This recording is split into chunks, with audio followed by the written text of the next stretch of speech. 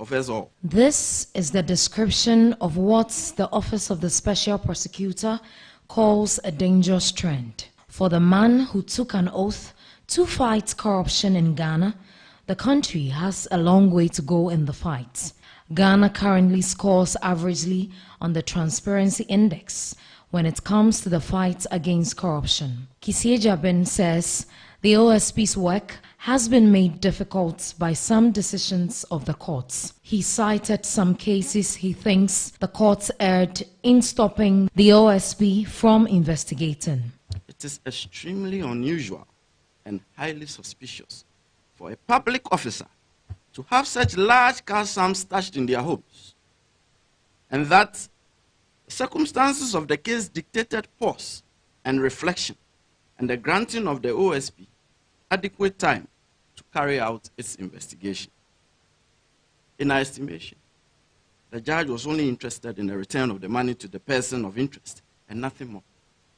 Then he proceeded to erect non-existent legal barriers to prevent the OSP from investigating the matter. He rubbished the court's ruling that the OSP went against the law in handling the cases. It is also of the utmost importance that the judiciary should not interfere with investigation and prosecution authorities in respect of matters which are within their statutory powers. It will be gravely inimical to public policy, the fight against corruption, and the administration of justice if the court stepped into this arena to decide who should be investigated, who should be prosecuted, and who should not. That is not the function of adjudication. He, for instance, asked why a judge should stop the OSP from arresting an alleged culprit with an injunction. The person, through his lawyer, proceeded to the Human Rights Court on an ex parte application, and the judge, without even an inquiry as to why the OSP believed him to be a fugitive from justice, issued an injunction that the OSP should not arrest the person for a period of 10 days. Members of the press, this is dangerous. It encourages criminal suspects to go before the courts to seek injunction orders against law enforcement agencies from apprehending them. The judge did not advert his mind to the well-founded proposition that no one has the right not to be arrested, and he accorded the suspect a right not to be arrested. Attempts by the OSP to arrest Charles Bessiu was stopped by the courts, while efforts to freeze the assets of Sir John, a former CEO of the Forestry Commission, were also stopped. The duty and mandate of the courts is to apply and enforce the laws of the Republic, and not to grant persons immunity from criminal investigations and prosecution. A court cannot injunct the OSP from investigating or prosecuting any person.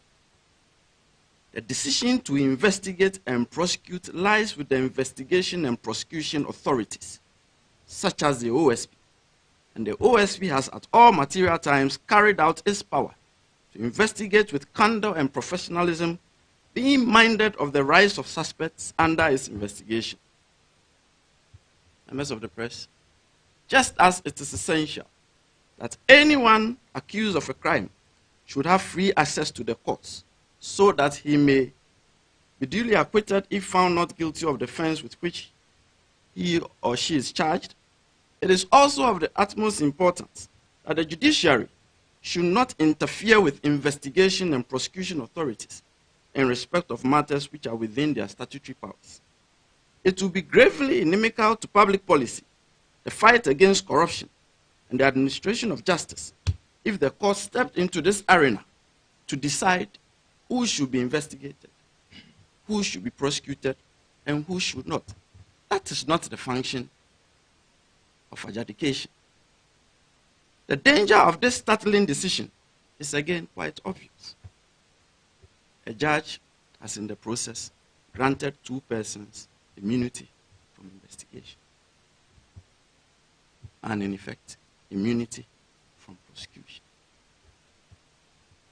This decision opens up a calamitous deluge, as every person under criminal investigation will be encouraged to take out suits to injunct investigation and prosecution bodies from investigating and prosecuting them. Indeed, there's a live case involving the OSP now, in which someone has taken the cue to seek to injunct the OSP from investigating them. The real and present danger looms largely on the consideration that by so doing, persons under investigation would end up conscripting the judiciary to clothe them with immunity from investigation and prosecution. Members of the press, I do not intend to sound as though I'm predicting doom, but we are facing doom. So, Chairman, just to, I'm happy you stated that you used to teach conflict of the laws and law of contract. Now, you know the evidential rule, burden of proof, particularly in criminal jurisprudence, proof beyond reasonable doubt. Do you share the view that we should criminalize unexplained wealth in Ghana? Do you share the view that we should criminalize unexplained wealth in Ghana? It is a bit too, Honorable Chair, it is a bit too overbroad to state unexplained wealth. In criminal jurisprudence, legal criminal constructs should be more pointed, more focused, and clearly delineated because of the specter of someone ending up in jail, losing his liberty, or being fined heftily for an amount. And so if we are to place it in proper context, unexplained wealth, I would say that if the person cannot reasonably explain as matched against his lawful income the amount of money in question, then that aspect, in my opinion, should be criminalized. But if you can reasonably explain how you came about that amount of money, then that should be allowable, that should be acceptable. So in your context, unexplained wealth will be reasonable explanation of the source of that property, wealth, or funds. Chairman, just to take that nominee, I appreciate your response to it. If you take the United Kingdom today, where Ghana largely borrowed its legal system, largely, they now, for purposes of combating economic crime and fighting corruption, have what they call a reverse burden of proof, that the onus must shift, that when those assets cannot be explained for, an irrebuttable presumption is that they are acquired illegally, fraudulently, it may be taking advantage of the state and its resources. So they now go for a reverse burden of proof. Will you subscribe to that for Ghana in our quest, our collective quest to fight corruption? Thank you, Chair. Honorable Chair, I'll link it to my answer to the first question. Also pointing out that criminal constructs are very, very dangerous if not well thought out. A reverse onus clause, as the honorable member rightly put it, puts the burden on the accused person to explain to explain one way or the other the charge against him, rather than the prosecution bearing the burden of proving his guilt.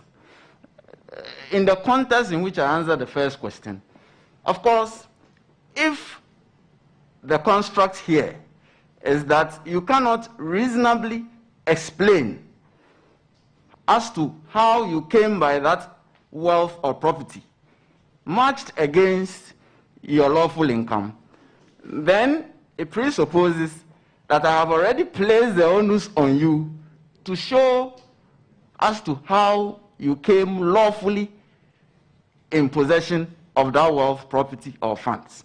So in that context, my answer will be yes. So, Chairman, still there. You have like a public official, maybe at Public Procurement Authority, who has 9 million in his account. And for purposes of accountability, that's why every country that is committed to fighting corruption has asset declaration regimes. And the essence is that you should be able to match incomes, legitimate and lawful, with unexplained wealth. Now you have this 9 million in the account of a public official, and maybe 3-4 years back, that money was not there. It's probably because he's associated with the political authority in power, and his income cannot explain a 9 million in his account. If you were a special prosecutor and that was brought to your attention by an ombudsman in the Republic, what would be your attitude to dealing with this matter? Thank you, Chair. Honorable Chair, as I stated, it should be matched against your lawful income. And so I'll be looking up in respect of the sources of that income. Perhaps the person in question earns some other income from some other vocation. Maybe he has a cocoa farm somewhere, in a forest area somewhere, and he earns money from it. That will be lawful. So whatever the source of the income is should be lawful. So the aggregate... So accepted, Chairman, accepted. So now, is it not a case that the state could say, okay, come and explain to us in the context of the British system how you got this 9 million? That's the reverse burden of proof. The proof beyond reasonable doubt is no longer going to be the onus on the state. But we cannot explain how come you have 9-10 million as public official in your account. And legitimately, there's nobody in Ghana from the president through ministers of state, except those undertaking businesses, who should have that quantum of money. You are to help us fight corruption. Of rather regressive and dismissive judicial decisions in respect of cases involving the OSP, with troubling consequences. And it seems to us that a careful examination of these outcomes portends a disturbing specter that the fight against corruption is being hampered to the disbenefit of us all. And I do not say these things lightly. 4 instances will suffice. In one case, the OSP applied to the High Court for a confirmation of a freezing order in respect of a deceased person's estate. The judge refused to confirm the order by, in effect, holding that the OSP had come too late since the person of interest had died, and that his death had extinguished the inquiry commenced after the occurrence of death. We publicly commented on this outcome, and the danger of this outcome is obvious, members of the press. It is to the effect that a person may, in his lifetime, acquire property through corruption, and then upon his demise, happily pass on the corruptly acquired property to his estate, and by so doing, extinguish all scrutiny as to the propriety or otherwise of the acquisition of the property, because his corrupt activities were not discovered during his lifetime. In the second instance, the OSP had declared as wanted a person it believed to be a fugitive from justice. The person, through his lawyer, proceeded to the Human Rights Court on an ex parte application, and the judge, without even an inquiry as to why the OSP believed him to be a fugitive from justice, issued an injunction that the OSP should not arrest the person for a period of 10 days. Members of the press, this is dangerous. It encourages criminal suspects to go before the courts to seek injunction orders against law enforcement agencies from apprehending them. The judge did not advert his mind to the well-founded proposition that no one has the right not to be arrested, and he accorded the suspect a right not to be arrested. In the third instance, the OSP applied to the High Court for a confirmation of a seizure order and a freezing order in respect of a person who had just resigned from a ministerial position and had reported that large cash sums in foreign denominations had been stolen from her residence. In addition, the OSP subsequently discovered additional large cash sums in foreign denominations and cedis still stashed in her residence. The judge hastily dismissed the OSP's application and ordered a return of the seized amounts and the defreezing of her property. And he proceeded to lash out at the OSP for not doing a thorough investigation, without the slightest consideration that the seizure and freezing orders are designed by law to facilitate investigation into the affairs of suspects, and not the other way around of requiring thorough investigations before the OSP can seize or freeze. But there is doom looming ahead of us, that very soon, a murderer will boldly walk to court to seek an injunction. Should I feel frustrated and resign? I took an oath when I was sworn in. And in my life, when I take on the reins to do something, I do it to the best of my ability.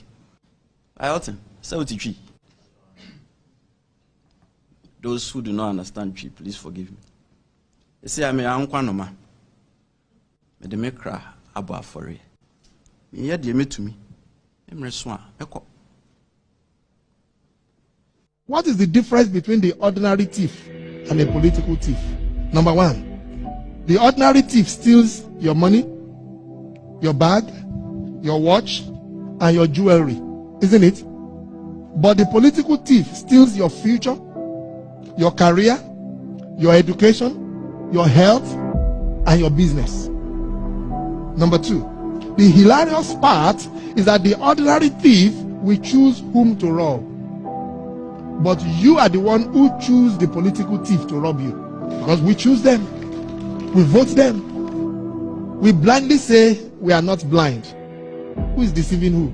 The ridiculous part of the whole issue is that we will fight to defend and protect our belongings from the ordinary thief. Is it not? But we fight each other to defend and protect the political thief. Is that not what we do? Thugs will be fighting themselves to protect those that are stealing our career, stealing our job, stealing our health, stealing our success. What a shame. If you reach a certain stage in life and there is nobody who can look you in the eye and tell you the truth, you are doomed. And that is where our country has gotten to. We need to rescue this country. Wallahi. And I feel very terrible as a Ghanaian at this time. This country is in serious trouble, ladies and gentlemen. We are in serious trouble. We need to rescue this country, ladies and gentlemen. The presidency has been so depraved, so muddied, so dirtied, that I tell you in all sincerity as a Ghanaian, that I feel terribly sad today as a Ghanaian. We need to rescue this country. Wallahi. Inshallah. Please don't cry. We shall rescue our country. Government is broke, government is broke. The people are spending billions to go inside the government that is broke. Have you ever seen a minister who resigned because government is broke before? Government has no money. Have you ever seen a governor who said, ladies and gentlemen, when I was elected, I thought the government had money. Now I discover government has no money, I resign. Have you ever seen it? Government has no money, but they are bringing money out at election time. Where is that money coming from? So they are lying. What is happening is that there are two types of wicked people in government. Type 1, they eat current money. Any money they find in government, they will eat it. They are wicked about that one. There is type 2. Type 2, they eat current money and future money. They will say, my term will end next year. When I leave, how will I eat money? Let me borrow money now and borrow money of the future and eat it now.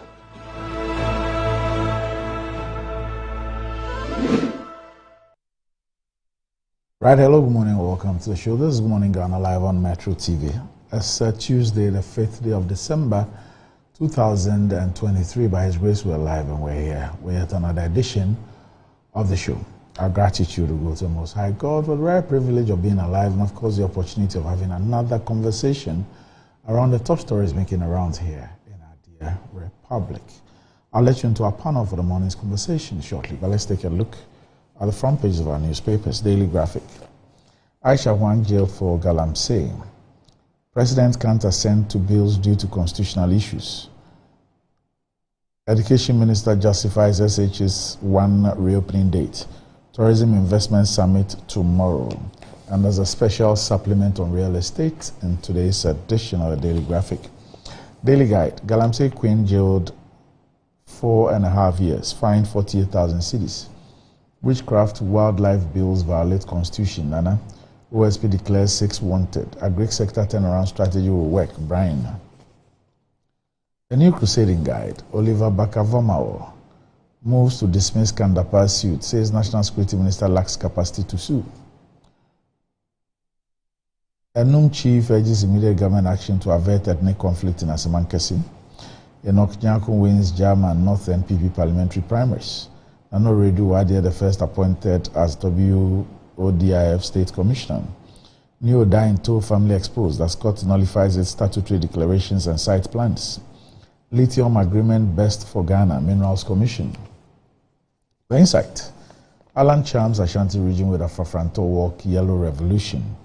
2024 budget is an incapacitated budget. Former Chief Justice slams Gurgesbeck type contracts by Ghanaian governments. After clinching victory at the polls, NPP's newly elected PC for Ayenswano, Aida Ajua Siedu, salutes delegates. Nigerian nurse reportedly sacked, deported from UK for praying for a dying patient. The Daily Statesman. Galamsey Queen jailed at last. VIP advocates festivals for peace, unity and development. New Presby moderator. Our resources must benefit all. KNUST wins 4th edition of Gas Challenge. Baumia capable of picking number 2. The Finder. Agri, government adopting smart tech solutions to reduce challenges hindering sustainable, resilient food system. Dr. Achampon. Ghana signs $50 million emission reduction payment agreement. Galamsey Kingpin Aisha Huang jailed 4 years and 6 months. Orphan constituencies. President commends NPP for successful parliamentary primaries. SHS reopening date to restore pre-COVID-19 academic calendar. Dr. Duchum. Daily Post. Bahama Dufour discuss future of NDC. Honorable Defomakpo donates brand new tractor and corn shellers to farmers in South Dai. Akufo-Addo government imposing 20% tax on akpeteshi. They have run out of ideas. Minority. Cocoa Road contractors meet to re-strategize in pursuit of 4 billion Ghana cedis cocoa board debt. Economy Times. Bank of Ghana prepares to recapitalize. Bank of Ghana to clean up non-banking financial institutions. IPP's kick against tariff reduction says it threatens DDEP efforts.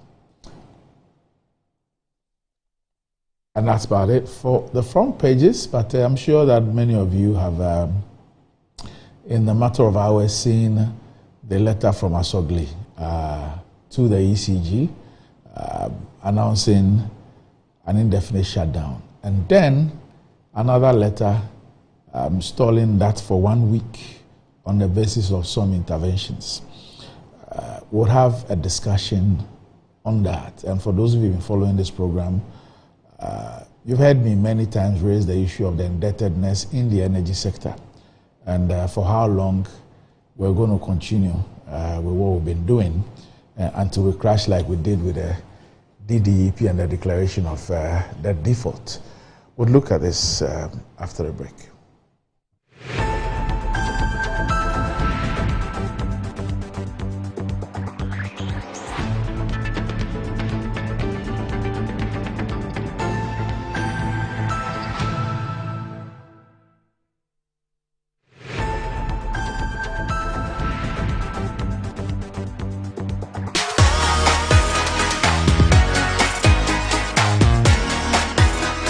MTN.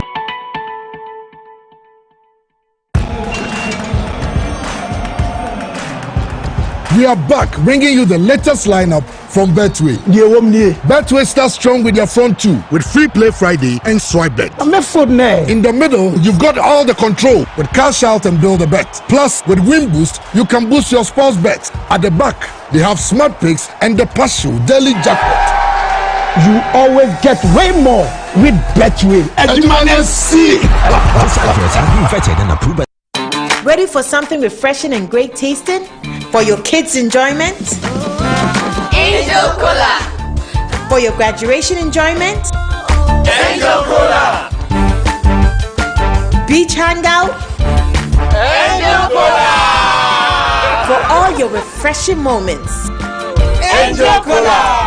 For your parties, get-togethers, events, and celebrations, enjoy a chilled bottle of Angel Cola. Radio Grandma, today is your day. Over to you. Thank you. Enjoyment Cola. Angel Cola. The Enjoyment Cola. Enjoy all your moments and fun time with Angel Cola. This advert is FDA approved. Yena samenamwa Hisense product bakwa amanfo di wadanse pa eye sound system e bomusronko bass ya bass treble so a treble ya shada ye ne say onam bluetooth so a connect ma odam niam nyina na watie wo sound papa bi connect your phone e ma Hisense sound system ne tie onyo enfie bebre ni and Hisense e di abotre ada eniam bi ti say rice cooker, air fryer, ceramic hobby, and you may come bini halogen oven, blenders, hand blenders, and a kettle. A hand mixer, food processor, pressure cooker, contact grill, vacuum sealers, iron, vacuum cleaner, and an ice maker. And you man on the fair. Ne buo ene said ye entwe nyinam kanea enti na krofo ani gye ho saa no say home appliances nko na opedia to Hisense na ufie be dawase Hisense everyday prices for everyday people.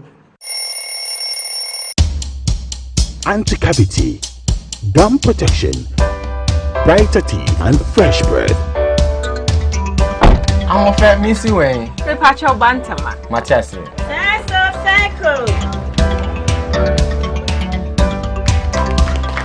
It's her smile. The fresh breath. Me Jidi said we used to Kel 360 toothpaste. Some kind. Kel 360 toothpaste. That's Kia. Kel 360 toothpaste. It's a gum protector. Onim jom kasa. Kile Hossein. Kel 360 did the way. It's cool mint. Gives me fresh breath and your confidence booster.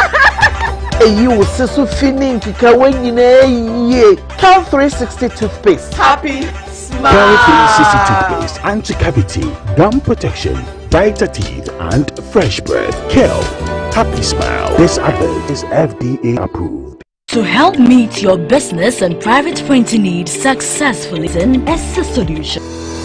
Enjoy the fruits of your labor, they say, but as humans, aging and physical infirmity stands our way of enjoying our mansions and homes. It often becomes challenging, if not impossible, to use our stairways day in, day out. With portable American pneumatic vacuum elevators, PVs, you are assured of unlimited enjoyment of your mansions and homes. It's a self-supported elevator for vertical movement of humans and goods at homes and offices. The original comes in 3 custom-made models with wheelchair accessibility. Call it luxury, but it's a necessary imperative for vertical mobility. Do not let aging or infirmity limit you. Get one for your easy vertical mobility at home. It's affordable and can be installed in just 3 days without modification to your existing building. It's however easier to incorporate it at the construction stage. We also have traditional Fuji elevators and escalators for your high-rise buildings and malls. Visit Lifts and Elevators Company Limited at Sakumono for your elevators nationwide. For free consultation to call or WhatsApp us on 0200-535-515. Lifts and Elevators, the elevator people. Giving than receiving. When you fear for you and couple the makers in The pneumatological abrasion of the Lord revealed unto me this night that me and my household should go out into the world and bless the world. Makers Electronics Company Limited. Up to 67% discount. Our selected appliances. This is what I call quintessential immaculatability. The Makers Electronics Company Limited. Ewo Taifa Burkina Highway. Amasama Zongo Junction. Edike Pharmacy Dine. Oyer Fateman Boga Junction. Ashaman Valco Flat. Kumasi. Ahinema Kokobin. Asafu Buachi Hospital Junction. Takradi. Kuma. Number 9 Market. To ensure mom and dad about the Makers Blessing Attack program. From 0552 222 253 and 0552 222 254. Terms and conditions apply. The same got to move na mesesi. Hey, give it to me. Hey, man. Go. One time.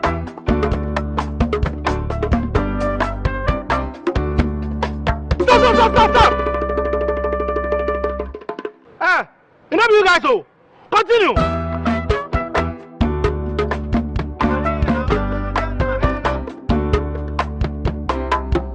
Prepare yourself to unleash even more moolah by staking from 1 Ghana cedi to 350 Ghana cedis. And you could win 26 times your stake on the exciting new Pick 1 game from Game Park. Play by dialing *946# on all networks via our website or download the Game Park app on www.gameparkgames.com. Choose your Pick 1 number from 1 to 36. Place your stake and watch our live draws on Adum TV at 9 a.m., 12 p.m. and 6 p.m. daily. Hey, live life like me with Game Park. Game Park, more moolah, more power. This game is regulated by the National Lottery Authority, not for persons under 18. Play responsibly.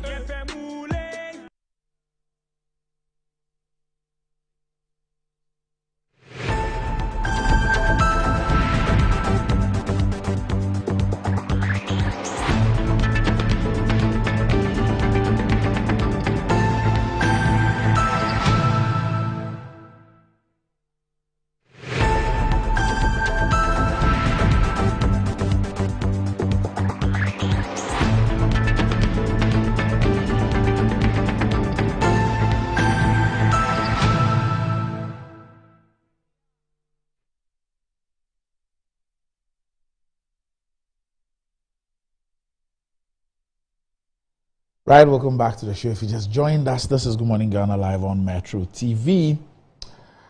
And with me on the show this morning, I have the Honorable Member of Parliament for the Botiano Englishi Amanfro constituency, the Honorable Sylvester Tetes. Like, good morning. Good morning, Doc. Right. It appears that you're ready for the House. Of course. We are heading to a decision date on the 7th. It's on Thursday.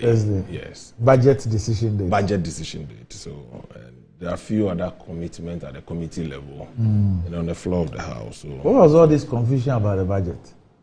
Well, good morning to my our viewers and to my constituents. Of course, you see what happened on the floor of the House that day when, after all the debate, the Speaker put the question. And then the Speaker made a determination that the ayes have it. What it means is that the motion was won by the majority side. Then the deputy leader rose on his feet he did not challenge the Speaker's ruling. He called for a head count. That's where the thin line was. Instead of him to challenge the Speaker's ruling, he called for a head count. Because the Speaker also says that what he said was that I think he was expressing an opinion. He didn't make a ruling. But that's what the Speaker says. That's what the Speaker said. That's what the Speaker said. So maybe that's why that was the second leg of the Speaker's statement. Okay. So they thought that the Speaker expressed an opinion. If you express an opinion to them, but to us, the Speaker made a determination that the ayes have it. Okay. And I think that should have sufficed. Be it as it may, they called for a head count. My thinking was that the Speaker delayed in trying to explain for even the House to take a decision with respect to. So it became a banter trying to interpret the laws under which one could come to challenge the decision of the Speaker. It was clear that the procedure that the minority leader came in calling for a head count was not procedural. Well, I thought that at that state, the Speaker could have asked them to come with by a substantive motion. But they are looking at the time. It wasn't a decision they could have taken at that time. So the majority staged a walkout because it wasn't clear the interpretation of the Speaker's ruling on that matter. But it's part of the parliamentary procedure. People were saying that we didn't have the numbers as it were. I'm aware the number of NDC members of parliament who were absent from the chamber that day, if you had taken the vote, we would have still won. We knew how many of their members were outside. So why didn't you stay to vote? Well, it is not only about just voting and about the numbers. It's about the procedure and interpretation. So I think that after that, a lot of engagement had happened. And then Thursday had been fixed for decision. But from what I read, it appears that how do you call it? Votes and there's something, the records. Yeah, the vote and proceedings. Vote and proceedings vindicates the position that the Speaker expressed an opinion, not a ruling. Well, they didn't give a ruling. The votes and whatever. The vote and proceedings. Yes. Okay. That is what captures what the Speaker said. Yes. Well, the recordings of the day obviously will capture what the Speaker said. So I mean that is after the sitting. You get the benefit of the report after sitting. So obviously, it was difficult to replay back the Speaker's voice to even inform members what was also right there. So clearly taking a leave of the House to allow, I mean, it's normal. We have some few weeks to go. So Thursday we take a decision and begin to do the estimate considerations. Until yesterday I read a news item that the majority leader has ordered all MPs who are out of the jurisdiction to... No, there is an official COP28 program ongoing currently in Dubai and requires the presence of some select committee members to be in there. You know, Ghana is launching its electronic vehicle document. So the committee on roads and transport are there. Committee on environment is there. I mean, this is not only peculiar to the MPP side of the House. Even the minority side are there. So they are returning on Wednesday, which there will be a business on Thursday for a decision on the budget. What about those who have traveled on their own? I mean, if you travel, there are others who are. Well, those I know have traveled on their own. I've seen Showdown hosting events in America. In America, of course, there's a 3-line whip that has been issued. It affects him, and he's on our platform. So he ought to come back to the jurisdiction, unless he has a peculiar reason why he cannot make it back home. Of course, the Deputy Minister for Foreign Affairs. Maybe now with his control of 30% of the party, you have to send a private jet to get him. Oh, well, I doubt he will do that. He's always come back on set trips on his own, and he's done that. He refused the temptation to be thrown back home at the expense of the taxpayer. He came by himself the last time the need be. So I believe that, but for any other circumstances under which he cannot come back, he wouldn't want to come back. And of course, I know Honorable Jechikwesin is out of the jurisdiction on health issues, what we've been told. So clearly, if all our members should return back home, obviously, you'll get a vote. We'll get a vote. We'll get a vote. And Randy, it is not just by virtue of getting the vote. We need this decision. Everybody, including Parliament itself, running of Parliament is contained in this policy statement and a budget that we are to pass. So, for a budget, it's not a document that you might think is a majority's own. Everybody is affected by virtue of the budget statement. You may critique it and all that, but after all, you have to look and make amends. I remember last 2023 budget, the minority had their way by getting the Minister of Finance to include some provisions they were seeking for in the voter region, in the policy document, even before the estimates were considered. So clearly, everybody has a stake in the budget, and we should always build consensus in ensuring that we pass the national budget for smooth running of our country. Okay. All right, so we're expecting the Honorable Inusa Fuseini, former MP for Tamale Central, to join us here on the show. But imagine getting rewarded for doing something you already do every single day. Sounds too good to be true, right? Well, that's exactly what Momo Season is all about. There's something for everyone. Download the Momo app on Play Store, App Store, and use Momo Pay for your day-to-day transactions. To a merchant, either through the QR code or merchant ID, and stand a chance of winning 1,000 Ghana cedis weekly and other amazing prizes. Our merchants are also not left out of the reward. Receive payments and win. Keep using your Momo Pay on the Momo app and get rewarded. There are lots and lots of exciting prizes for everyone. So what are we doing today? Transact more with Momo Pay, earn more points, and win big this Momo season. Visit momomerchantapplication.mtn.com.gh for your Momo for Business account today. It's Momo season, so just Momo it with Momo Pay. Terms and conditions do apply. And if your kids don't love brushing because they don't like the taste of the toothpaste, well, there's Kel Kids toothpaste, which is flavored with strawberry, and it gives a perfect taste for kids and makes them develop a personal attitude and love for brushing their teeth always. Kel Kids toothpaste prevents cavities and makes the teeth strong and healthy with freshness all day. Kel Kids toothpaste is recommended for children between 2 and 6 years and is a product from Samara Company Limited, producers of Sasso, and is also approved by the Food and Drugs Authority. Kel Kids, happy smile.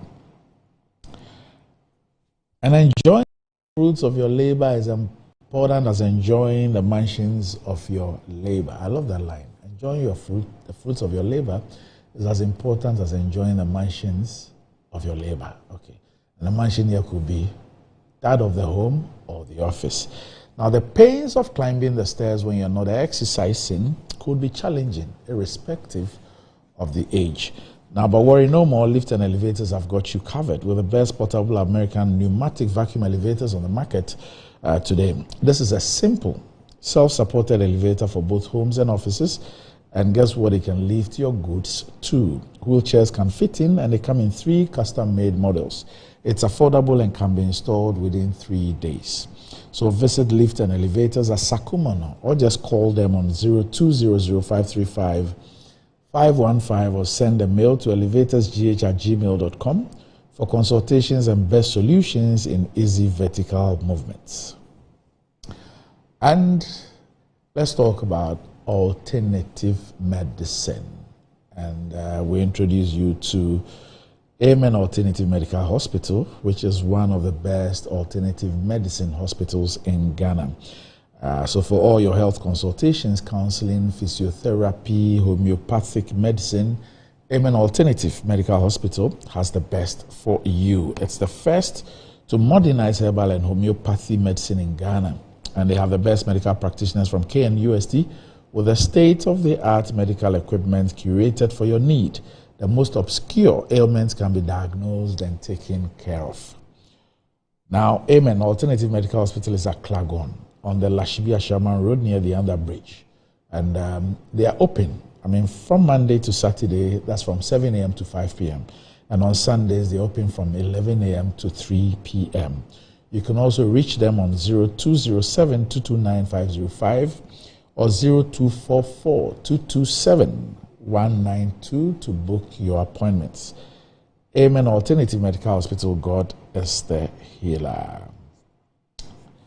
So let's talk some printing. Okay. Black Star Press Limited is the printing press you need now. They grow your businesses inside inventive minds, evolving concepts and the creative trends. Witness the beauty, diversity, and natural wonder with their works, and you will never look elsewhere. Black Star Press Limited is in association with Lionhead Group of Companies.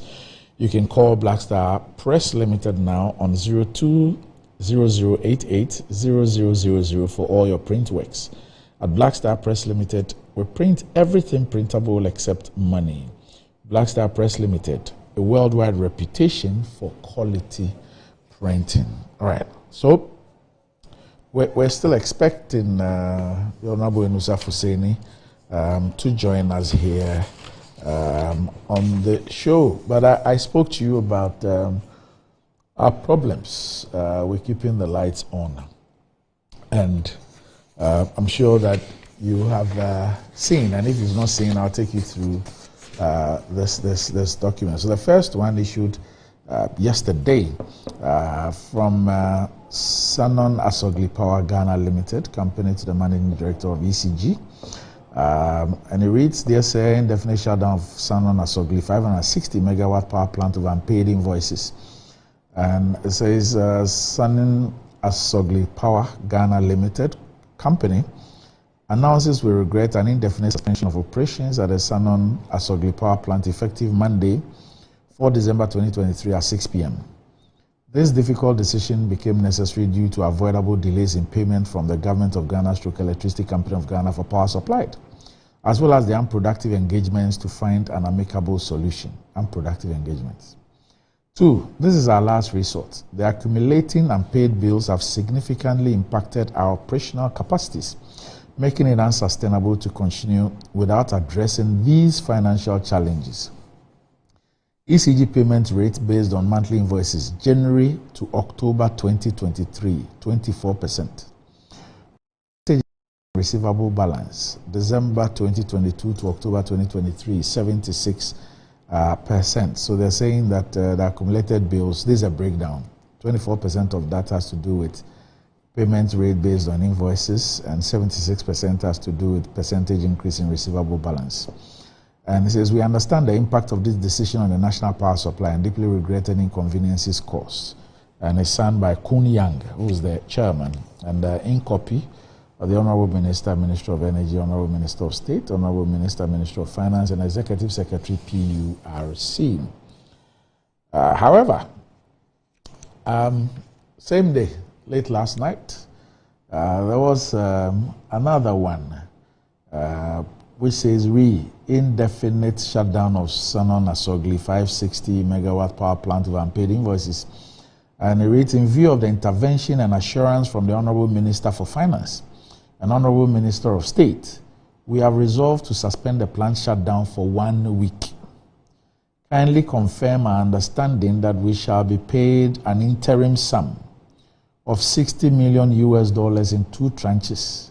The first tranche, $30 million to be paid this week, and they've underlined that.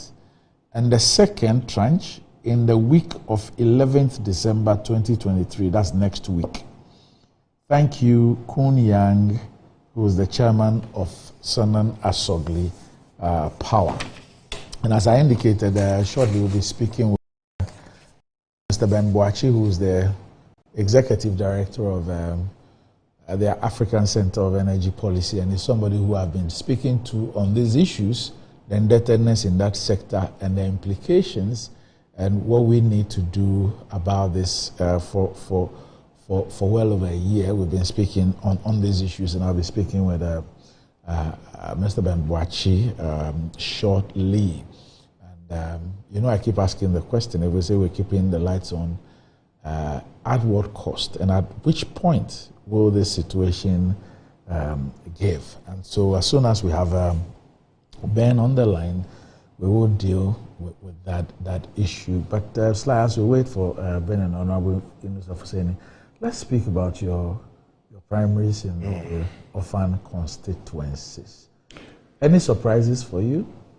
Well, Randy, good morning once again. Sending Mumu.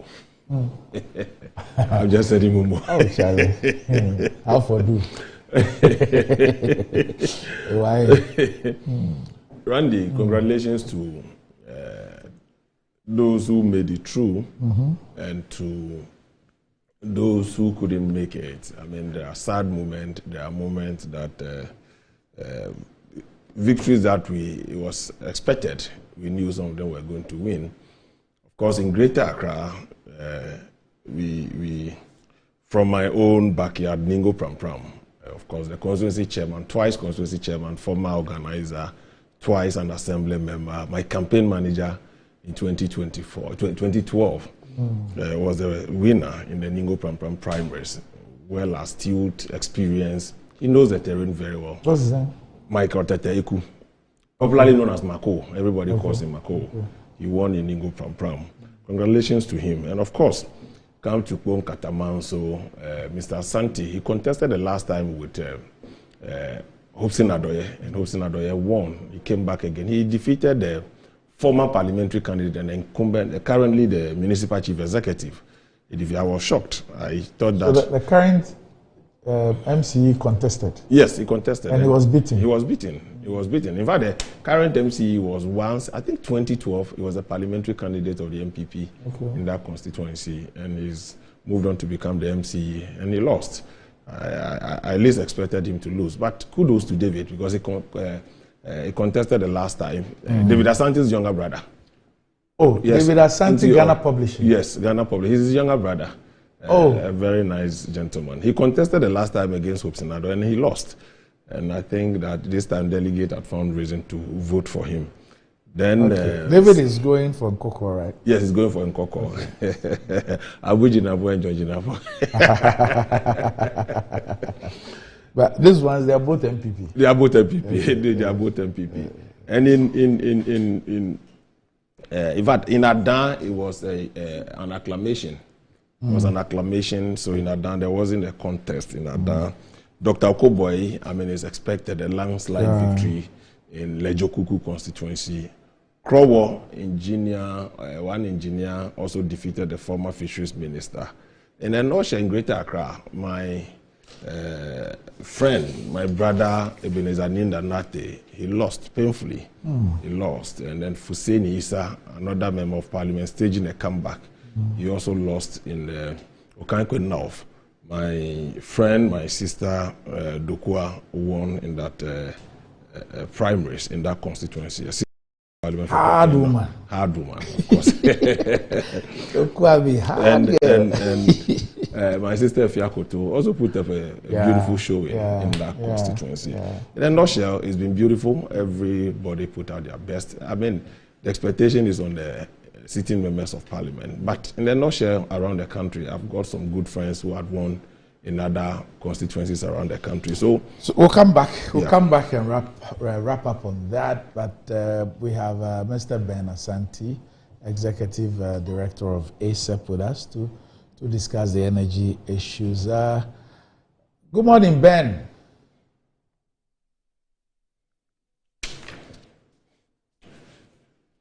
Okay. Well, as Ketsi demands, I ask how you're doing, although I'm told that you're bereaved, and so our commiserations. I'm not too happy you didn't inform us, but our commiserations to you.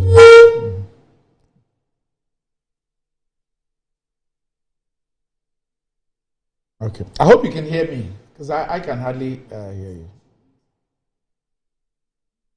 Okay. Ben, can you unmute your computer for me?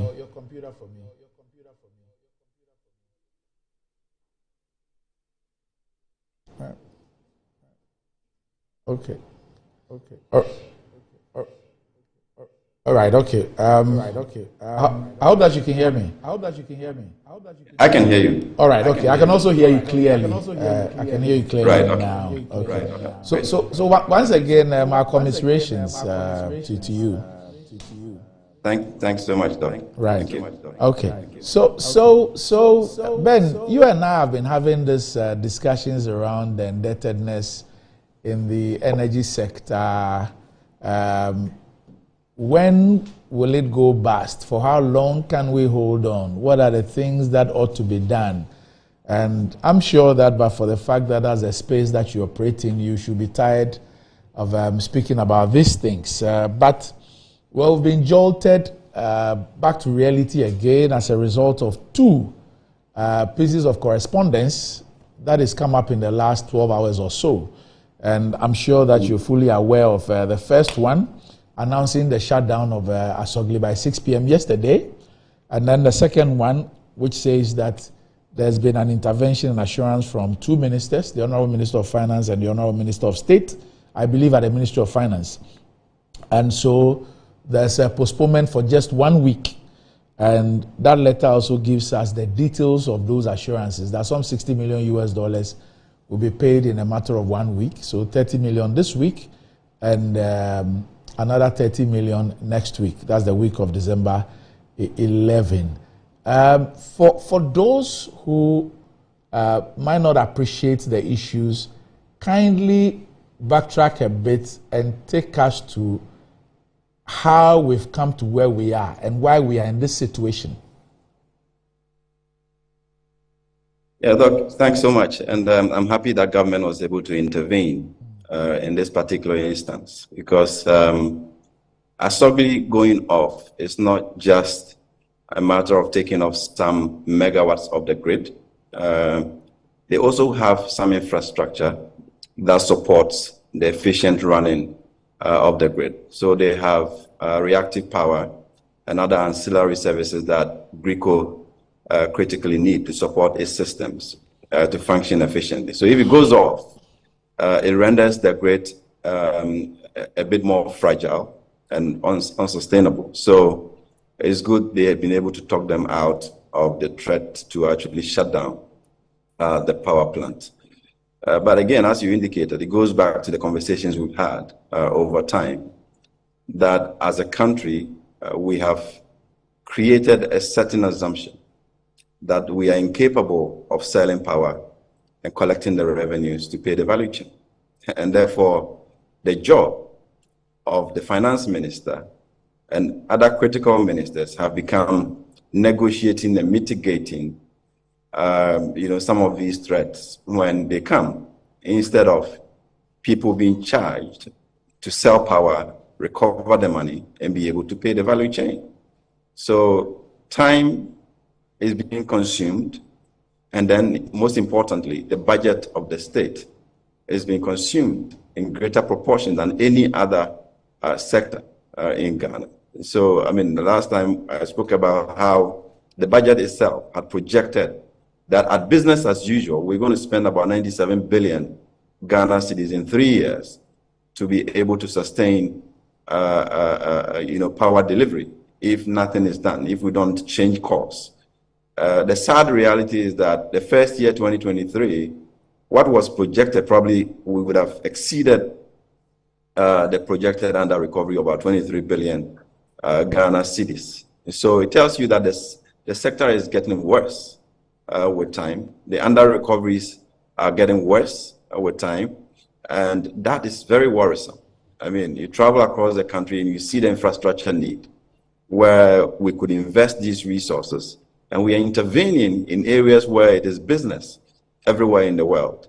And that for me is really a sad reality. And I'm hoping that we would come to grips and then address this problem once and for all. But it appears we are not willing to actually address the problem. And we've been talking about this for over a decade on how we address this energy sector challenges. So the bottom line is that we consume power and we are not able to pay for the power. And how that happens is that you expect an efficient and a robust distribution system that is able to sell the power, collect the revenues, efficiently allocate the resources that come in. And across that spectrum are significant challenges on collection. One, they are not able to collect enough. There are significant leakages that it appears people have thrown their hands in the air. They don't know how to address it. And then also the little that comes in is spent, the way, big people want, the way people with power want it spent. And therefore, not much goes to actually pay the value chain. That actually generates the electricity and transmit to the distributor for that to happen. And that is what we are brooding over, and it's escalating over time. And I don't know how we go around this, because now, if you look at, Asogli has been perhaps the dormant of all the IPPs, if you want. They are not aggressive in chasing money, but now they are going tough. So if you add that to the others who are already been tough and chasing money, it tells you that we are at that level where things could get worse if we don't have an aggressive plan to actually address it. When 3 months ago, the IPPs were threatening to shut down, I thought the right approach was for that, collective decision, agree with all the IPPs how you address the long-term challenges. But government posture was that we have individual contracts with all of you, and therefore we're going to deal with you individually. So that is what has brought us here. And I think with Asogli showing the way, others are also going to be threatening to shut down if they don't get their money. And there is no money. As far as the numbers I've seen from ECG looks like, there isn't money. I mean, they are paying them on average, I think $7 million per IPP every month.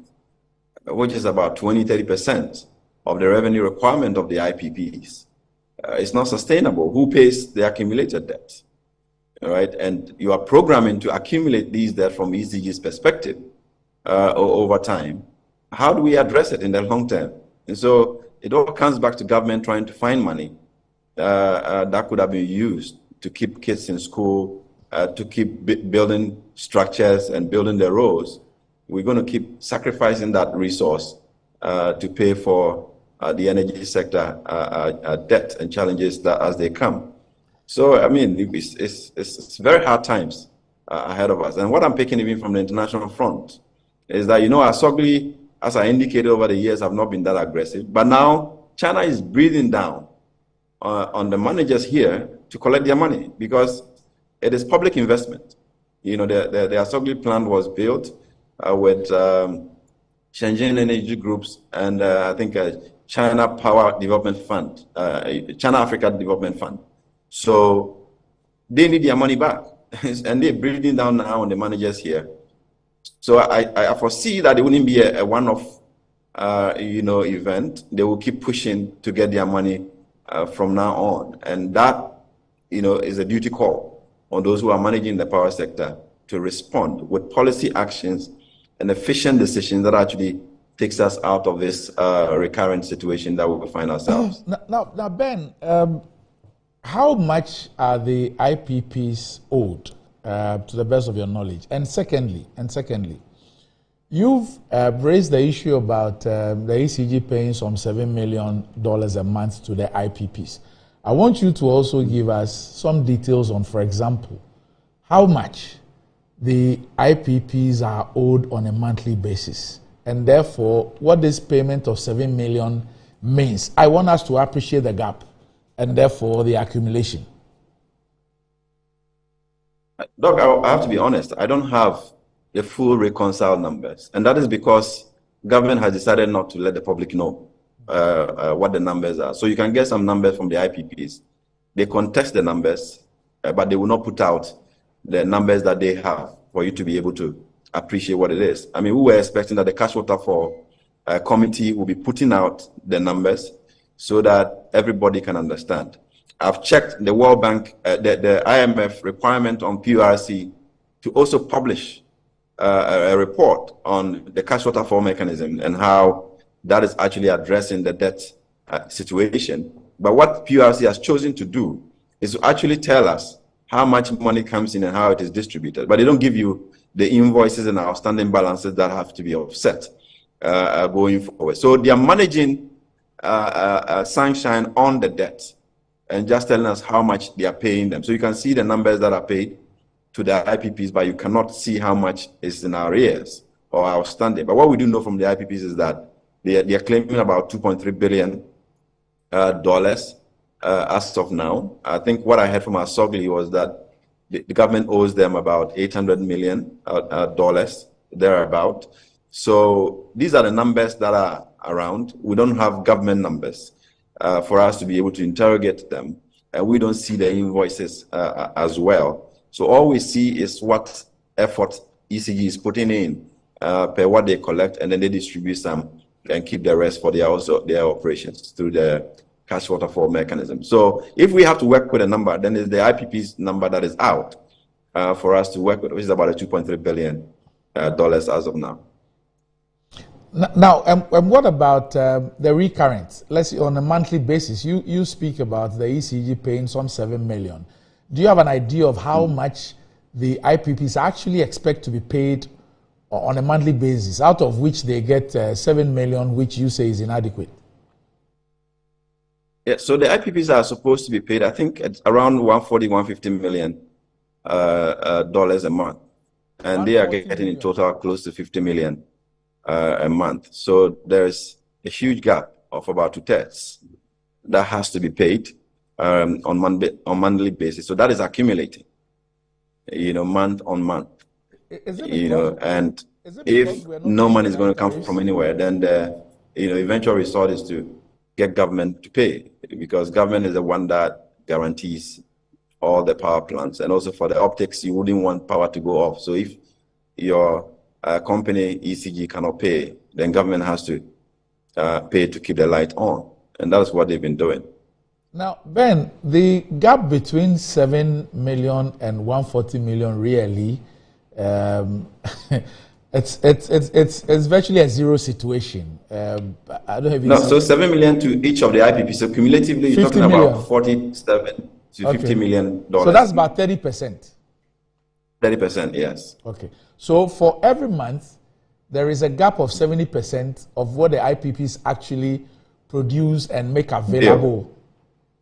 Absolutely. Okay. Now, is this gap as a result of us consumers not paying commensurate rates?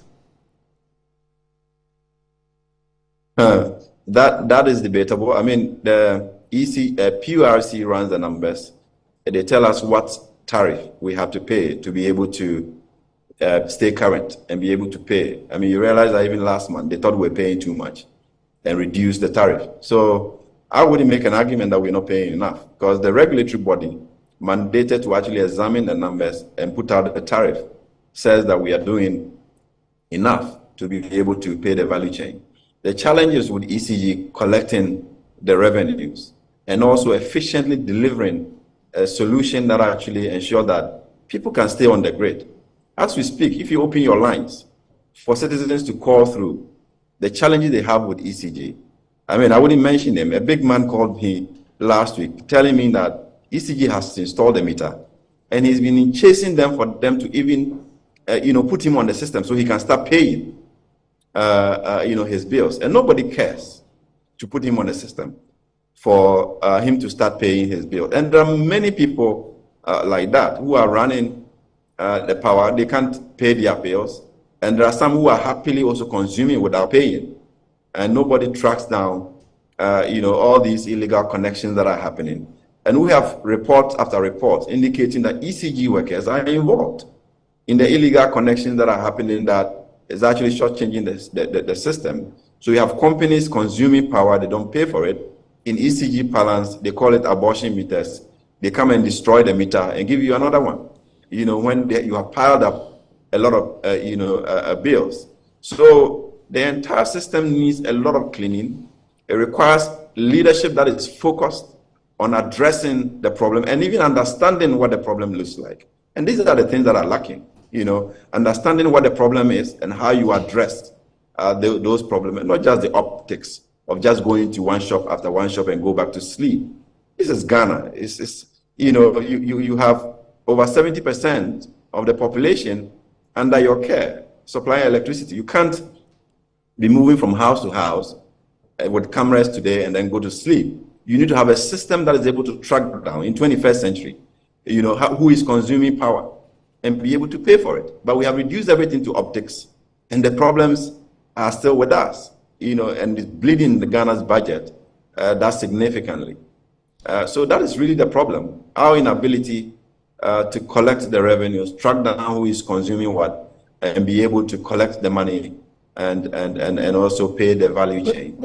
That we have failed to deliver. Because Ben, I've been wondering the kind of leadership that will want its citizens and companies to pay commensurate rates, that will have a PURC which has a formula for determining pricing, that will factor issues like inflation and exchange rate and all that, and the generation mix into the pricing, and get people to,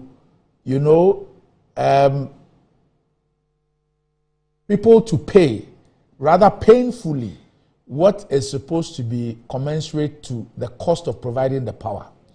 And yet, it is able to accept and make allocation for a 70% non-collection or non-accountability of its revenue. What kind of leadership will this be?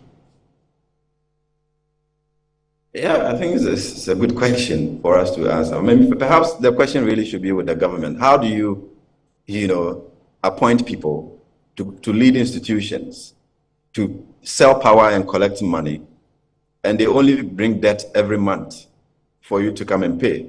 and you are happy with it. I think that is the bottom line. I mean, 70%. For PRC, we all know that they could do more. Yeah, we all know that there are. Right. We all know that there are losses, acceptable losses in the industry and all that. But to talk about 70% of revenue that you cannot account for really is ridiculous, if not stupid.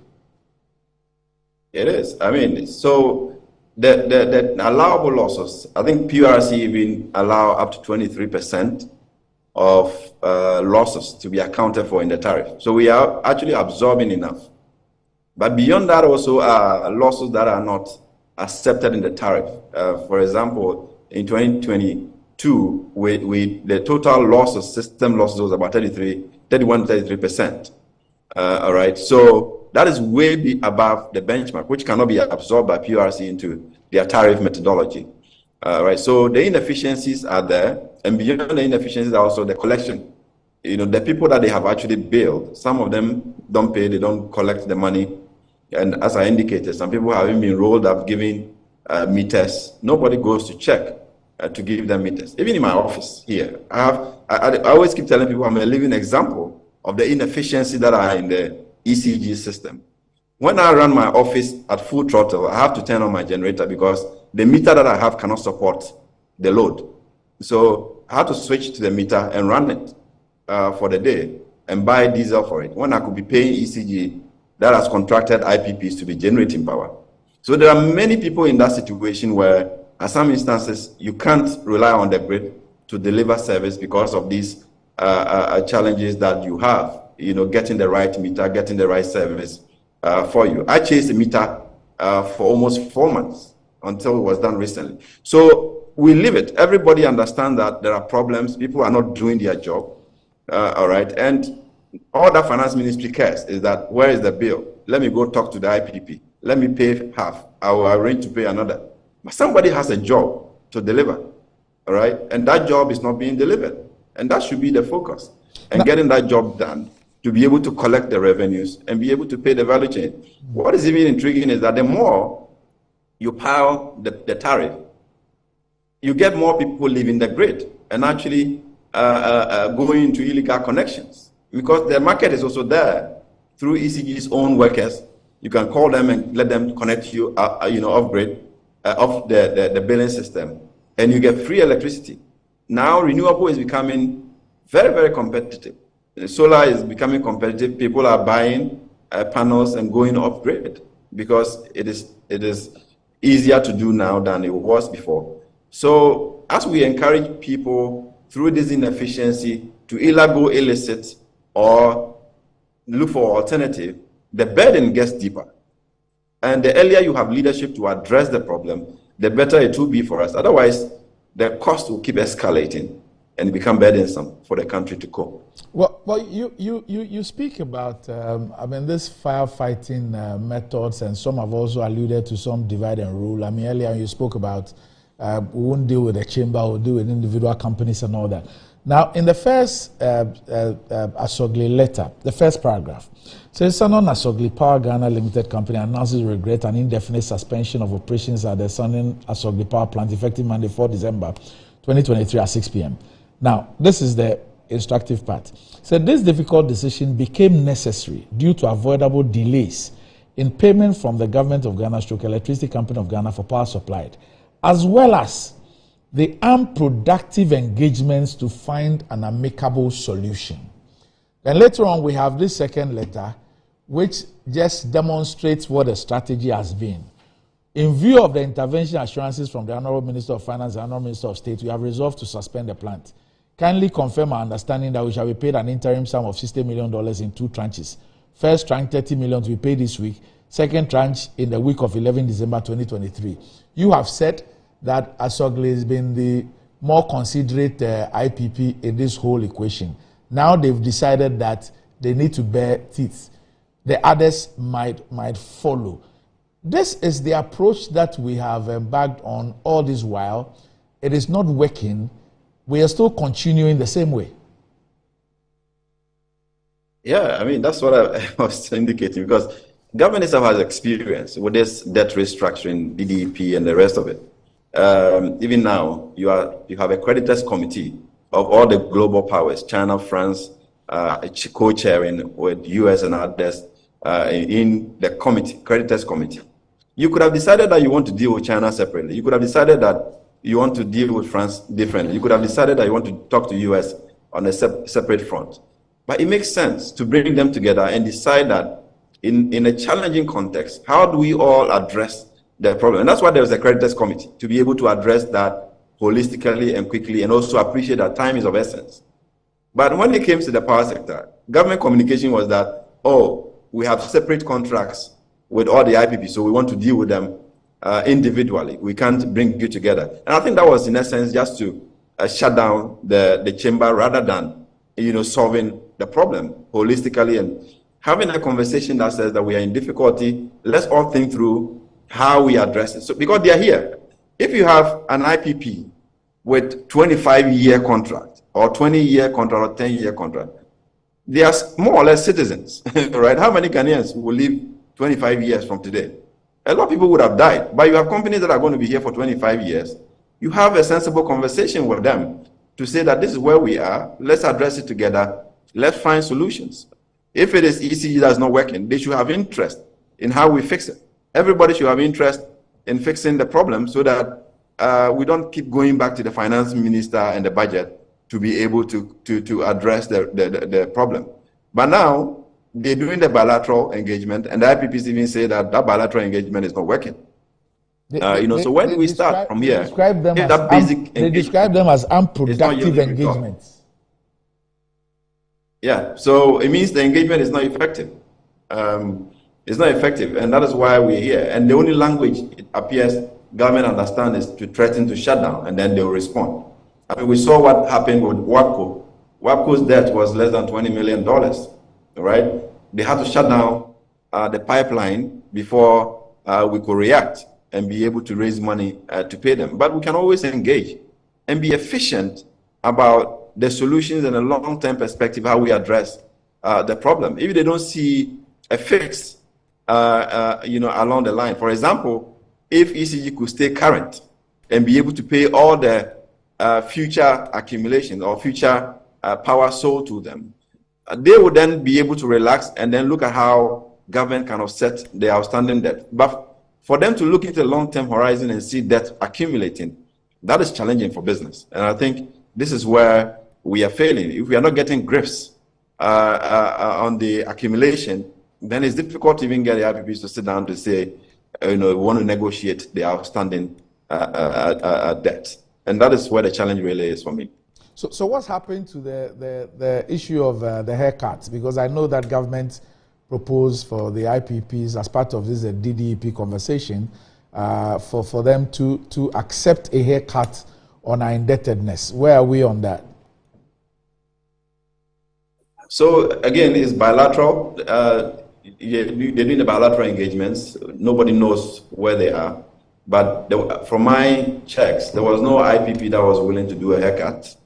Maybe the government ones, I don't know. But there's no IPP that owns a commercial debt that was willing to do a haircut. Because then again, you are talking to the creditor committee on some of these broader negotiations. So I don't see how you can then come to an IPP to ask for a haircut. But for me also, even if it is possible, there must be an assurance that the future looks good.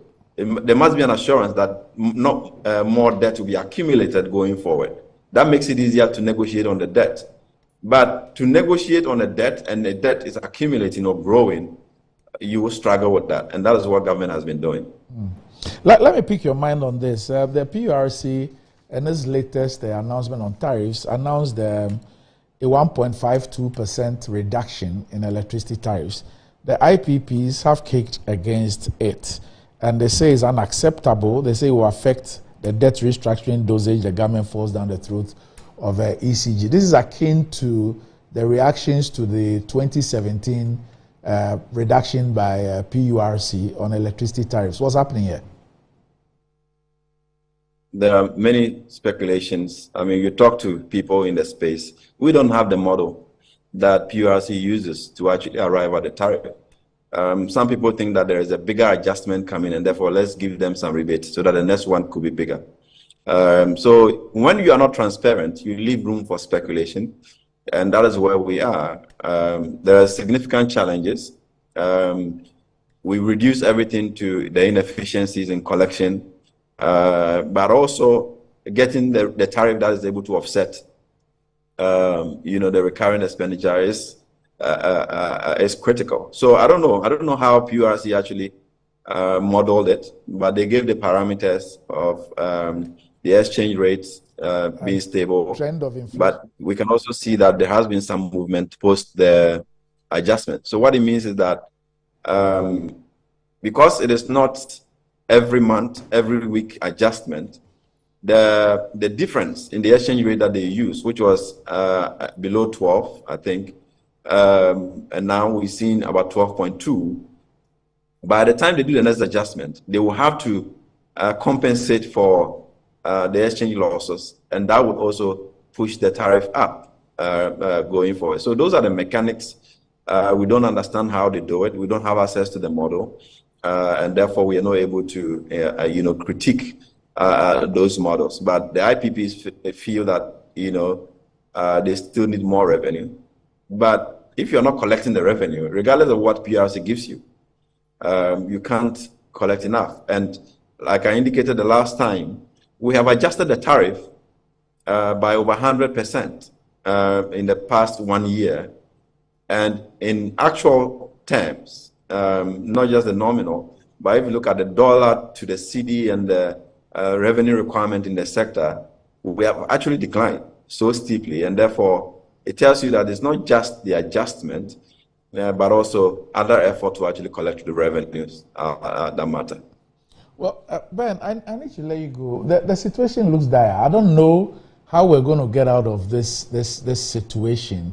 I mean, we need to find 60 million for them in 1 week. We're hoping that they will be found so they don't have to carry out a threat. But then when next will they threaten again? And who next is going to threaten a shutdown?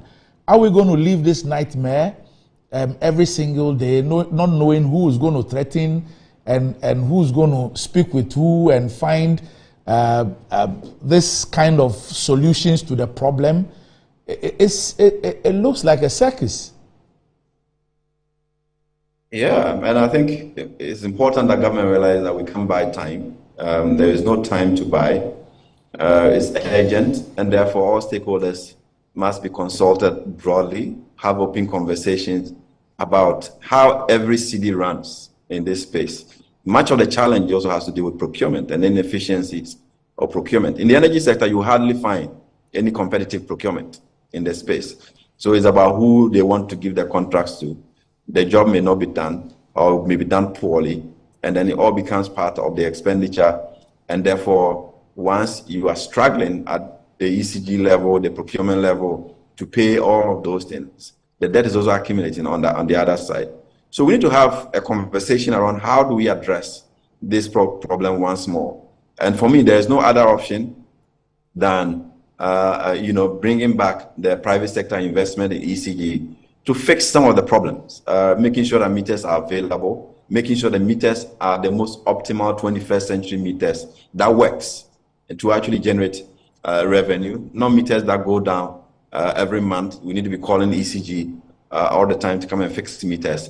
And even now what they've done is that when your meter goes off and you want the meter activated, it may not even be any fault of yours. You have to pay down 300 cedis for them to come and activate that. If you don't have 300 cedis, you'll be in darkness until you get it for them to activate your meter for you. They call it tampering. You may not even have tampered with it. And many people have been calling us to even complain about that.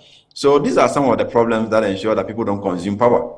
And therefore, if they don't consume the power, somebody has to pay for the power that has already been generated but never consumed. So we need to have a conversation, even if the IPPs have to intervene and also see the need to invest in the distribution side. The reason why we have a regulator or regulators, we have PURC, we have Energy Commission, is for them to ensure that the private sector is aligned with the broad objective of government, and also ensure that they don't abuse the market.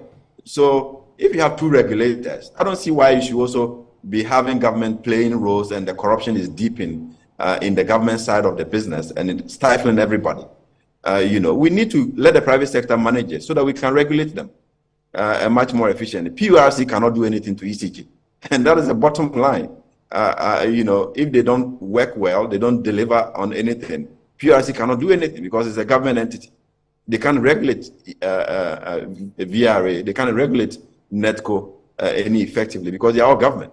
But we need to separate that function and make sure that if you want to regulate it, then you have private sector, that government can regulate. Otherwise, then we should shut down the regulatory agency and let government do the business because they are all costs to us. We are paying them. We pay Energy Commission, we pay PURC, and then we are paying ECG and everybody else, and they are not functioning to meet the needs of the citizenry. So these are some of the alignments that we need to actually ensure that power is business, it is sold, and then money can be recovered, and that we don't have that burden shifted again to the consumer who has already paid his bill.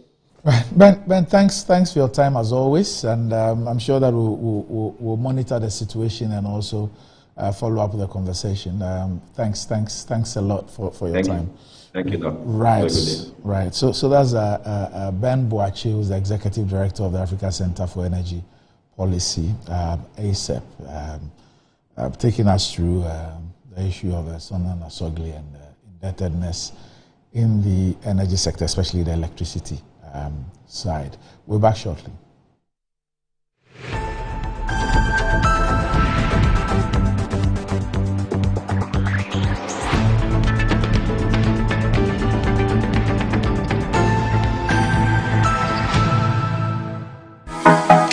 So many MTN. Good afternoon, Mr. Ambedu. Good afternoon, Mr. Asare. How is business doing? My business is collapsing. Why is your business collapsing? I sold my products and services to my clients on credit, and my debtors are not paying their debts. Have you heard of Rosic Consult Limited, a debt recovery company operating in all the 16 regions of Ghana? Not at all. Mr. Ambedu, all you need to do is to contact them on their customer service line. I recommend Rosic Consult Limited, a debt recovery company to financial institutions, businessmen and businesswomen, other companies, and also individuals. Rosic Consult has 98.4% debt recovery rate. We have professional debt recovery managers. You are assured of swift debt recovery. No recovery, no commission. For Rosic Consult Limited, no more write-offs. And we pre-finance the recovery ourselves. What if the answer to powering and running a clean, efficient, and sustainable business now lies within your reach? What would you do? All you have to do is reach out to the AGI Energy Service Center. We provide tailor-made energy saving solutions to businesses. We provide you with solar feasibility studies, energy audits, energy efficiency trainings, and financial advisory services. Visit agiesc.com for more information or call us on 0507 977 902. AGIESC, Sustainable Energy for Profitability, an initiative of the Association of Ghana Industries in partnership with the German Development Corporation, implemented by GIZ. Discover the perfect blend of quality, modern elegance, and affordability with Kingdom Home Real Estate. At Kingdom Home Real Estate, we cater to both local and international clients, offering exceptional housing options in Ebri and Ikropong. Our properties are conveniently located, providing a tranquil atmosphere, top-notch security, and essential amenities such as electricity, water, and backup generators. Our strategic locations offer easy access to popular tourist destinations, all within a 30-minute drive from Accra. Visit us in Ikropong right after the Latte Junction, or in Ebri near the Ebri Girls Senior High School. Alternatively, you can reach us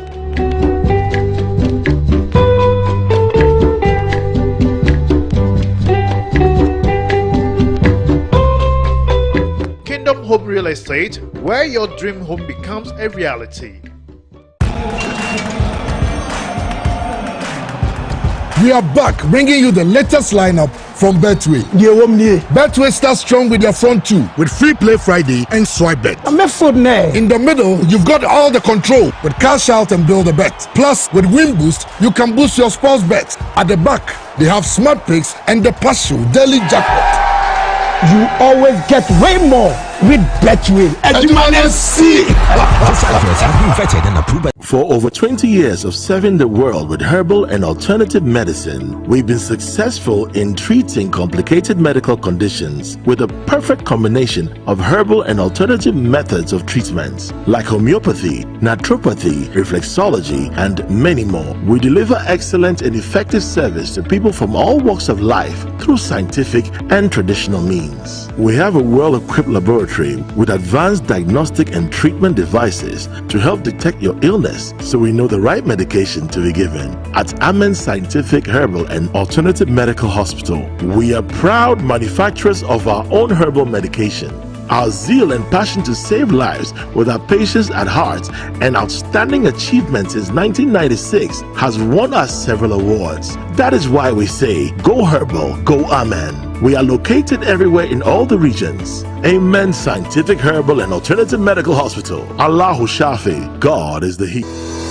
Enjoy the fruits of your labor, they say, but as humans, aging and physical infirmity stands our way of enjoying our mansions and homes. It often becomes challenging, if not impossible, to use our stairways day in, day out. With portable American pneumatic vacuum elevators, PVs, you are assured of unlimited enjoyment of your mansions and homes. It's a self-supported elevator for vertical movement of humans and goods at homes and offices. The original comes in 3 custom-made models with wheelchair accessibility. Call it luxury, but it's a necessary imperative for vertical mobility. Do not let aging or infirmity limit you. Get one for your easy vertical mobility at home. It's affordable and can be installed in just 3 days without modification to your existing building. It's however easier to incorporate it at the construction stage. We also have traditional Fuji elevators and escalators for your high-rise buildings and malls. Visit Lifts and Elevators Company Limited at Sakumono for your elevators nationwide. For free consultation to call or WhatsApp us on 0200-535-515. Lifts and Elevators, the elevator people. Mommy.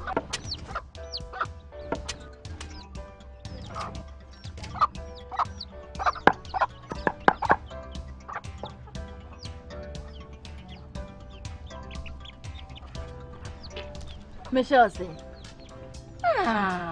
fe.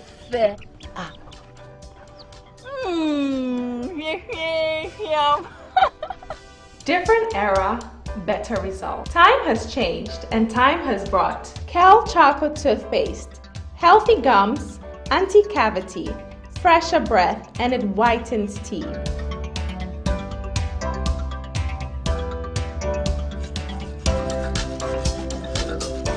Kel Chocolate Toothpaste.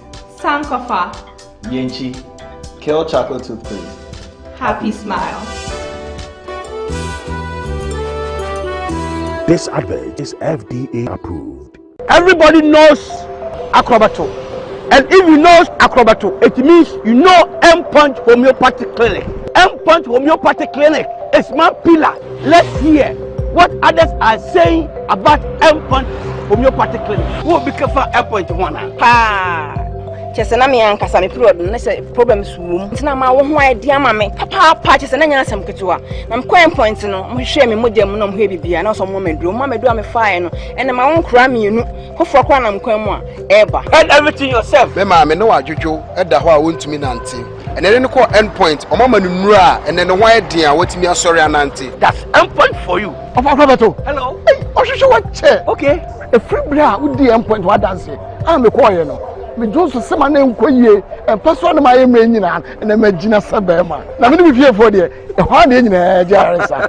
You heard everything. I have secret. M-Punch is my secret. M-Punch Homeopathic Clinic. I'm free.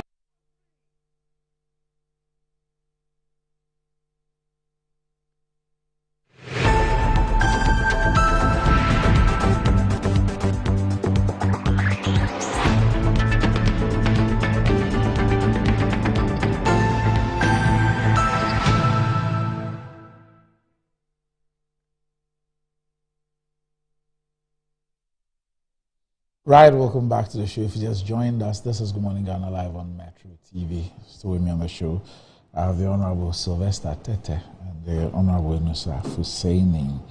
But what does wealth mean to you? Do you want to live like a tycoon? Remember, I was God the Mullah, God the Power. Ghana's newest lottery game draws live on Adum TV at 9 a.m., 12 noon, and 6 p.m. daily. Now pick up your phones, tablets, and computers and download the GamePack Games app on Play Store. You can also play on their website at www.gamepackgames.com or by dialing *946# on all networks. Just choose 4 numbers from 0 to 9. It's easy to play and easy to win. Charlie, make we play this game and make some moolah. Nobody beats our odds in Ghana. GamePack Games, more moolah, more power. This game is regulated by the National Lottery Authority and is not for persons under the age of 18. Play responsibly. And the natural absorptive property of charcoal helps to remove the bacteria that produces bad breath in the mouth, hence giving you a fresh breath, because charcoal has essential medicinal properties that help remove toxins from our bodies. Kel Charcoal Toothpaste has been formulated and produced under strict hygienic conditions with all the necessary production protocols and has been approved by the Food and Drugs Authority. Constant use of Kel Charcoal Toothpaste gives you a good fresh breath, whiter teeth, reduces dental plaque, makes the gum healthy and strong, prevents cavity, upset stomach, hangover, and so on. Kel Charcoal Toothpaste is recommended for adults and children above 6 years. Kel Charcoal Toothpaste for white teeth and fresh breath all day long. This is another quality product from Samara Company Limited. Kel Charcoal Toothpaste, happy smile. Okay. And whoever you are, whatever you do, wherever you go, drink Angel Cola. That's your key to enjoyment. Ready for something refreshing, great tasting with excellent flavors? Onya, you've got varieties to choose from. Angel Orange for that special occasion. Angel Mango. Angel Peach, refresh your mood. Angel Apple Lime. Angel Drinks produce vitality and maintain fluid in normal balance. Angel Drinks, refreshing, invigorating, and exciting. Angel Drinks are produced by Adonko Soft Drinks Beverages Limited. Angel Drinks taste like our day and recommended for all, including children. You can reach them on 0244-832286 and 050-787-8668. Terms and conditions apply. And Kingdom Home Real Estate provides quality but affordable housing facilities for sale. Their facilities are located at a serene environment of Akuapem Ekropon Ebri with the best weather conditions. They're 30 minutes drive from Accra and provide a modern touch of comfort. They also provide high standard security service plus CCTV, standby generators, constant water supply and electricity. And they are surrounded by lovely tourist sites such as the Bri Botanical Garden, Booty Falls, Safari Valley Resorts, etc. Pay 70% upfront and spread the 30% over 2 years with no interest payment. You can locate Kingdom Home Real Estate at a Bri close to the Bri Girls School and a Kropon right after Latte Junction. You can reach them on 0559-761-144 or 0555-621-611. And, well, Christmas is around the corner, eh? Okay. So, as the Makers Electronics Blessings Attack promo, rush now to the Makers Electronics Company Limited for up to 67% discount on selected appliances such as Samsung, LG Moved, NASCO, TCL, Media, and Toshiba, with numerous awards including Outstanding Customer Service Company of the Year, Responsible Electronics Company of the Year. Makers Electronics have quality but affordable home appliances and consumer electronics with 2 years manufacturer defect warranty. So visit their showrooms at Taifa Burkina Highway, Amasama Zongo Junction, Oyarifa, Teman Boga Junction, Kaswa New Market, Ashaman Valco Flat, Kumasi Ahenema Kokobeng, and Takra Defi Kuma number 9 Market. You can also call Makers Electronics on 055-2222-253 or 055-2222-254. The Makers Electronics are large and in charge of quality but affordable home appliances and consumer electronics. Terms and conditions do apply. Okay, so back to the panel. Honorable News of Sen. Yes. Welcome. Thank you, Doctor. Yes, sir. So I'm sure that you saw the drama of yesterday. Sonia Asogli threatening to shut down, and then they issuing another letter to say that we're holding on for 1 week on the basis of some interventions that will be paid some 30 this week, another 30 next week. Prior to that, they have spoken about this difficult decision becoming necessary due to avoidable delays in payments from Government of Ghana Electricity Company for power supplied, as well as the unproductive engagements to find an amicable solution. And this thing is not new. I keep asking the question, when will it go bust? When are we going to confront these issues head on and deal with them? We're sitting on a time bomb as far as this thing is concerned. But it looks like we still want to do things the way we want to do them. Let me start over here. And doing things the way we want to do them doesn't make us experience. Yes. Good morning, right. Dr. Randy. And Honorable Sly, good morning. Good morning. Good. I mean, sometimes what is happening to us in this country is beyond understanding.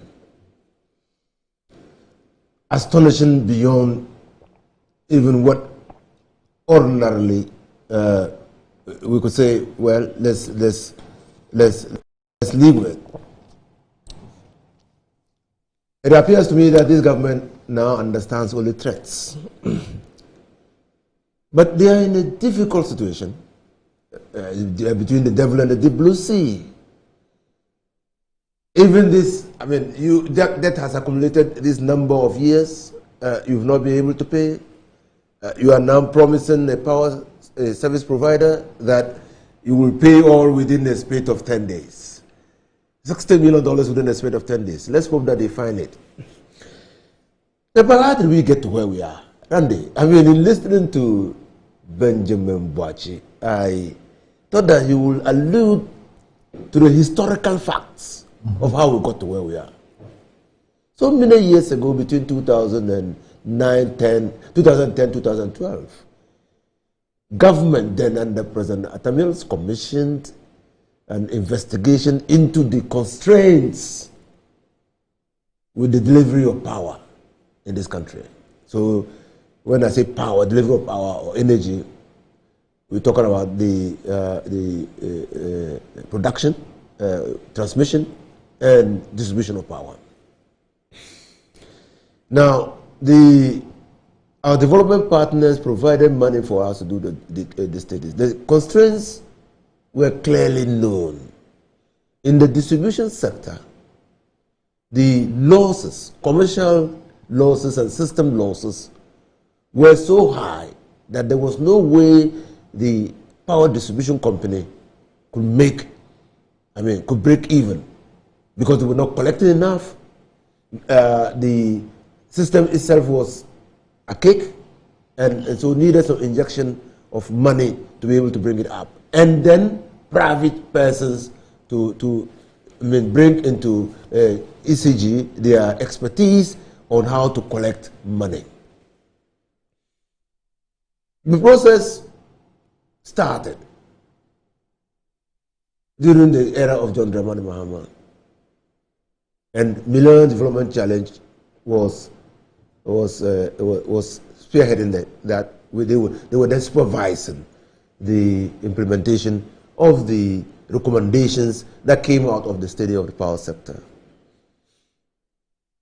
Competitive tender, and I hear Benjamin Boachi talk a lot about transparency. The only way that you fight inefficiencies, corruption, and nepotism, and all the ills that bedevil state institutions and countries is by employing transparent mechanisms in the way you select and award contracts, and the way you go about performing your functions as a public officer, and also to disclose how the processes have been carried out. The process was far gone, far advanced at the time John Dramani Mahama was leaving office, to get partners for ECG who could infuse in ECG the modern ways of collecting, first of all, modern ways of distributing power, making sure that the system losses that are recorded by ECG are reduced. Because, like he said, 23% is just too high. Why? You are producing to sell. And even before you sell your power, you're using resources 100% to produce. And even before you sell the power, the value of that resource has come out to 78 or 77. And so you have already made a loss without even selling the power. And no entity, no commercial entity, whether private or public, is going to break even if you record such huge losses. The process when the MPP came into office said that, well, the companies that had been, the company that had been selected, and the whole regime that was being created for the purposes of injecting some discipline, expertise, knowledge into ECG was skewed towards foreigners, and that 80% of the shares was going to go to foreigners and 20% to Ghanaians. And so they abrogated the whole process. They abrogated the whole process and sought to form a new arrangement, entered into arrangement with the Millennium Development Authority for the purposes of restarting the process. And they said, and then they said it loudly, and everybody, I mean, we those who had some relationship with the power sector, who had worked there before, found it strange, but well, they were able to hoodwink the people of Ghana into accepting that if you change the share arrangement in the Ghana ECG transaction or restructuring, it will bring some, it will take from the foreigners and put into the Ghanaians the commanding heights of the economy. So they formed the PDC. Now do you know the PDC? PDF. PDS. PDC was your... No, PDS, not a PDC. PDS. Were you a kid? I was a kid. So you were one of the people. I was a kid. PDS. They formed the PDS. It's CDC.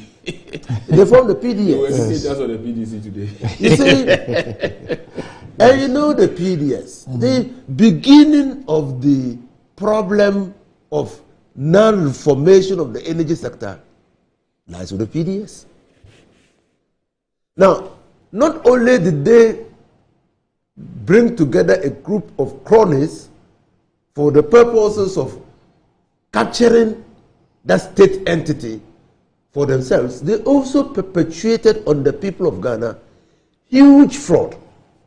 A huge fraud. The terms of the engagement with PDS was bastardized. The Minister for Finance wrote to the late Akutampao to consolidate shares held by Ghanaians. Why? Because he thought that if those shares were aggregated and invested in a single entity, Ghanaians, that those shares will be locked in and can never be dissipated. People read into that. Even after the collapse of that arrangement, till date, Randy, the money that was collected by PDS for and on behalf of the ECG of Ghana, the sister company of Ghana, is yet to be accounted for. The money that was collected between the period that the PDS took over until the collapse of that arrangement, who is accounting for it? So clearly, we have a problem. It's not that the problem is not solvable. It is because our own personal idiosyncratic interest is what is militating against the solution of the problem.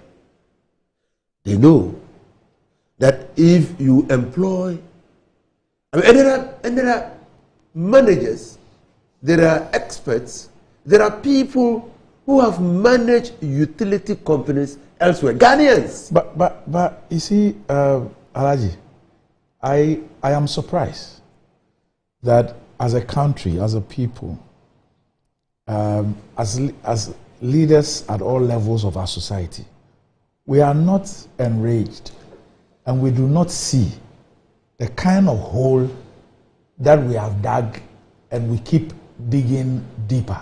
Why do I say this? Take the over $2 billion debt, which exists already. How do you have a situation where IPPs are supplying you 150? This is power they have supplied. You have taken custody, you have sold. And yet you are able to pay them only 50 million. How do you as a country have a budget? And then in that budget, you program that there will be under recoveries of some 80 billion cedis over 3 years that you would use taxpayers' money to go and pay. Not that you are subsidizing electricity for the people. Because you are charging the people very commercial rates now, especially after the adjustments of December 2022, the last quarter of December 2022. Yes. So you are charging people every quarter, you are reviewing the tariffs. Yet you are programming that every year you are going to spend probably some 20 to 30 billion to pay up for revenues that ECG cannot account for. I don't know who does this. I don't know the kind of leadership that this is called. I don't know who will tolerate this. And on top of it, you have demonstrated that you don't even have the money to even pay up for it. And so this is the situation that we have. So anytime we say that we are keeping the lights on, I ask, at what expense? These are exactly the things we did. We didn't pay attention to this thing. We didn't pay heed to advice. And then one day we got up and said that we can no longer pay our bills. We've declared default. That's what's happening in this sector. They are producing every day. They are supplying. We are taking. We are selling. We are unable to pay. We have accumulated debt. And even the present, from what they are producing today on a daily basis, we are able to only pay them 30% for what they are producing. And so ab initio, as you lawyers say, you know that you are accumulating losses of 70% just on the part of what is supplied to you. I mean, where is the... How can you wrap your head around that? I mean, don't you see that even that arrangement means that you are leading yourself to do? Because what clearly the minister, and accepting to legislate our inefficiency and budget for our inefficiency. And we call it leadership. Actually, we said that it was a solid team. I mean, the Minister of Finance was part of the solid economic team. But makes provision for a loss that is recoverable. So even already the consumer, yes, the consumer is paying for the industry acceptable losses. It's an integral part of the tariff. Yeah. So in paying the tariff, there is the industry accepted loss percentage, which has been included. Yeah. And beyond that, you are taking power, you are selling the power, and you can only account for 30%. You are saying that you can't even account for 70%. And that we should continue to let you be the managing director of ECG, that we should continue to let you be the director of finance of ECG, and that, well, the government must continue to applaud you for sitting there and causing losses. And it is not only the monies that we are contributing, we are paying double. Yes. Because you see, the losses, we're going to pay for it one way or the other. Yeah. And so whatever you are already contributing to subsidize, to make sure that they continue to produce power or sell power, you will eventually pay for the losses. And I think that these people know, this government knows, that we will finally pay for the losses. Yesterday I was asking myself, 2 days ago we had. It's the same thing with our debt situation. Oh, this, that eventually got to a head. And then we got up one day and said, we've declared default. As I was asking myself, Randy, doctor, have you ever asked yourself, what has happened to our toll debt recovery levy? But we still collect it, don't we? When was it instituted? Oh, President Kufos. How much has it generated? I don't know. Maybe the parliamentary records will have it. There is not a parliamentary record that has the toll recovery levy. Maybe when the finance minister... Maybe when Selai goes back to parliament and files a question for the finance minister to come and account for how much the toll recovery levy. Yeah, we're still collecting, but right? we're still collecting. Yeah. Meanwhile, what did we say? We said toll recovery. So all of us had made a decision that we need to do what? To bring back. Yes. Meanwhile, Tor today, just 2 days ago or last week, was being leased out to a company that had a stated capital of $50,000. This is the problem. You see, the mess in which we find ourselves is beyond quantification. It's beyond quantification. And you can only, it's just like the frog. And I'm telling you, it is only when this government leaves office that we will appreciate the depth of the mess to which we have sunk. And it is not only limited to the power sector. It cuts across almost all sectors of the economy. And can you imagine that in this country today, as we speak, the country is being run on steroids? T-bills. Who runs a government economy on short-term instruments? Well, that's where we are because of our situation. Why did we get here? Yeah. So T-bills are now 32, 33? Yes. So I mean, how do you explain? So the government itself is borrowing at about 33%. 3%. So how will private on a sector, short-term basis? How will private sector borrow? So we are in a difficult mess, and that mess is. And you see, people get into such institutions. They simply think that 1, they should take their salaries. 2, they should take the perks of office. 3, their responsibility is and loyalty is to the person who appointed them. 4, they have any iota of responsibility towards future generations. 5, they don't care about the country as a whole. And that is where we are, And the earlier we started demanding accountability. Accountability even from ECG, accountability from the ministers, accountability from government. And particularly, and I'm very interested in my PDS10, not PDC, PDS10, that in particular, we say we don't have money. Upon a threat of a shutdown, we are promising $30 million in a few days. And the other 30, we're promising 60, and that is the total payment for the total debt. We're promising 60, and then we have money sitting with people who collected public resources and are refusing to account for it. And meanwhile, we're not going after them. We're not going after them. And so, for me, I think that we need a conversation around this as a people. Yes, the diagnostic test has been done. We know the problems confronting us. Initially, it was production of power. We've crossed that hurdle, even though this government has added very little to power production.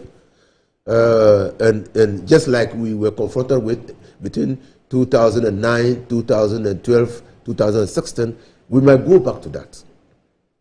Because there was historical underinvestment in the production of energy during that time, during Kufuor's era. And got us to where we were. Now you don't have a shortfall in production. What you have is really an issue of you not being able to pay for the power that is produced for you. But that's the issue. You don't have a shortfall in production. But yesterday I didn't have lights. No, you don't get a point I'm making. Yes. I'm saying that you don't have lights. It is not because there's a shortfall in production.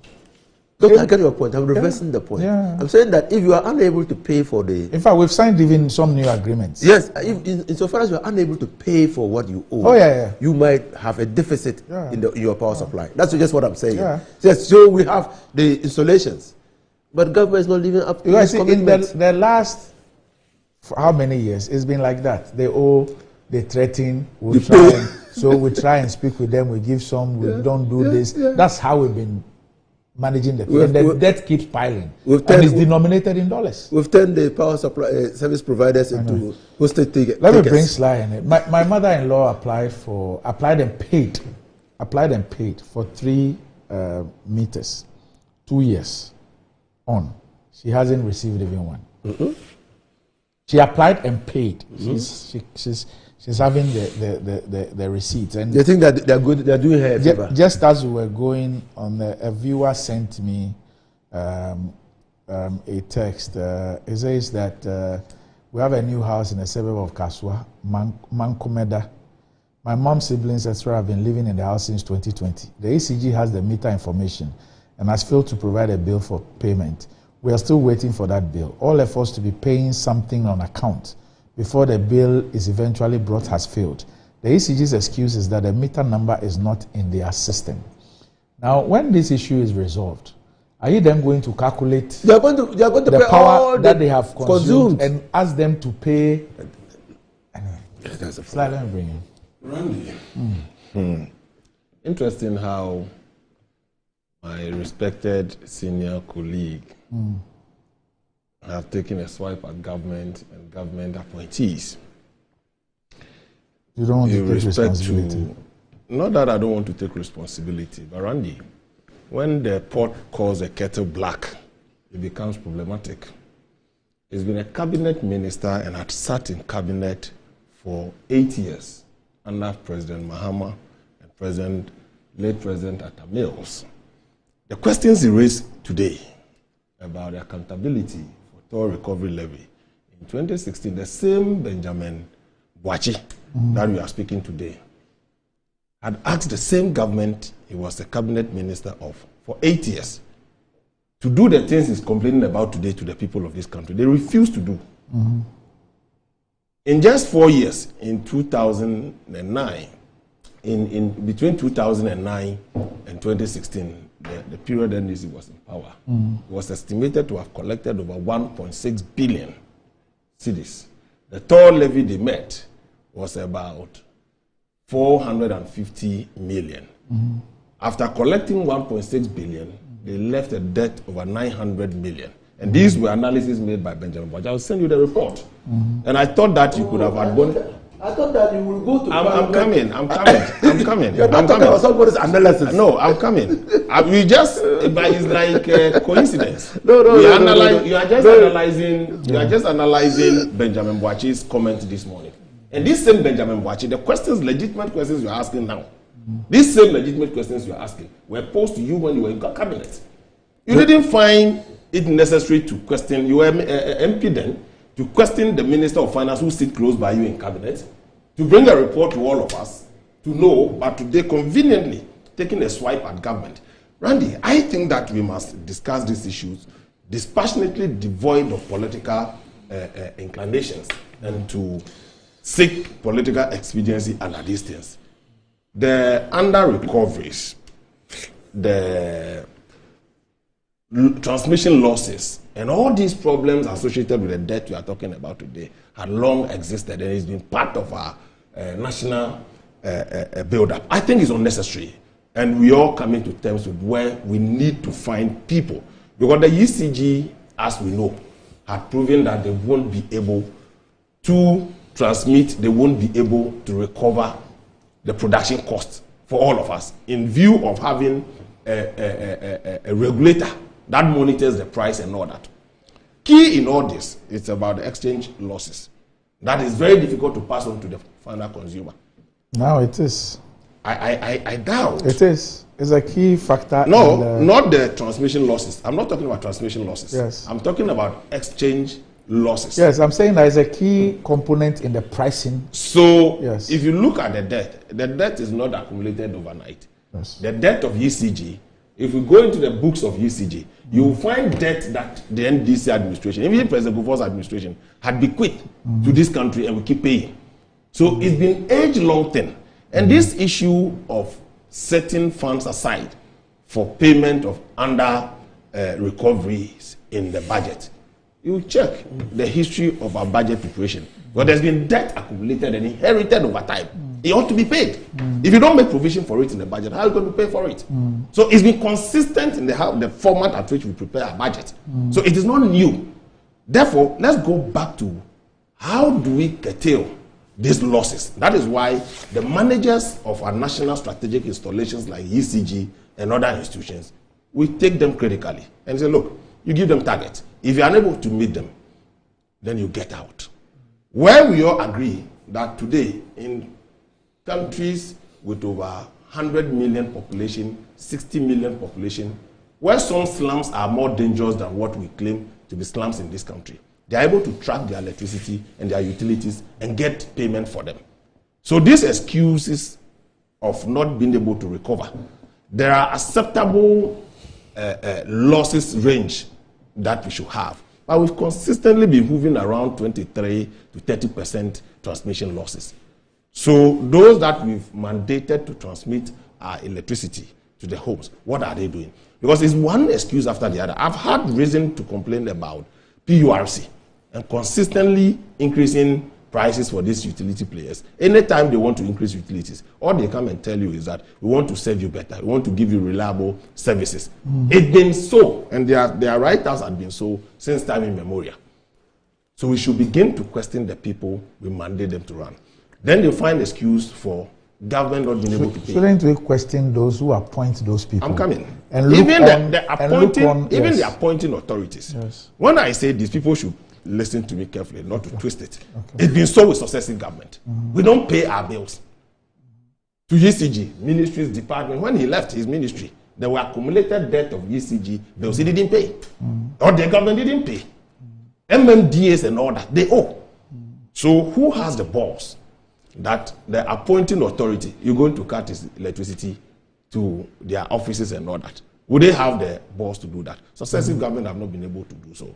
Today, if you even get an independent or a private partnership to go into the government, will still find arrangement in owing or not paying on time. It is our own doing over time. So these debts have been accumulated over time. So we should look at what efficient way of managing this debt, not to keep increasing. For exchange losses, these are things that you cannot blame it on ECG and its partners, as it were, because exchange, they don't manage the exchange. So clearly, if they are accounting for exchange losses, it's reasonable. They can come. But even now, the PURC. So if they are factoring the exchange losses into it, as to whether it's total or a percentage of it is factored in. But I know previously one of the reasons they gave for this 1.52% reduction was the stability of the city. Yes. Well, if it's one of the one reasons, of yes. So I want to believe that. I don't want to believe that it's wholly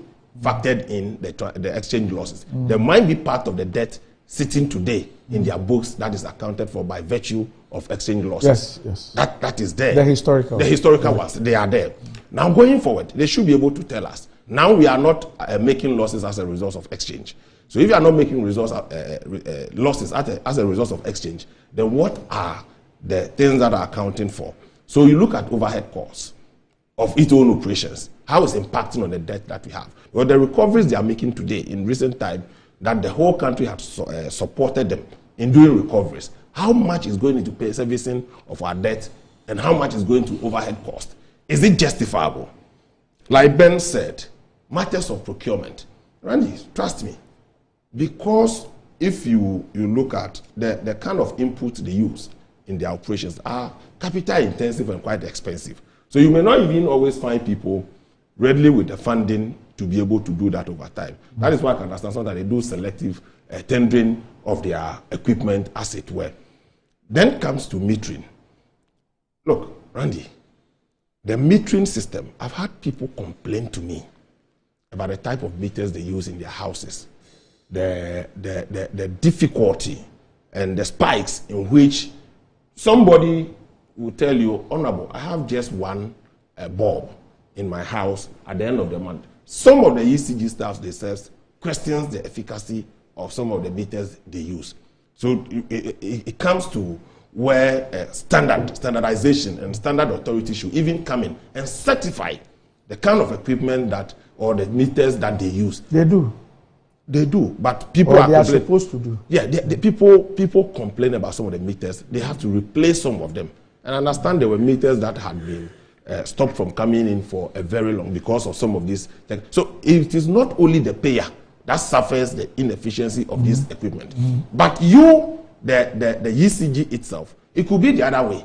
That is not reading the actuals that the consumers are using. So you incur the losses. So these are things that, look, we need to discuss them, devoid of partisan or political undertones, because it's been part of the structure or the law that operates ECG and any other allied power institutions in this country. It's been same.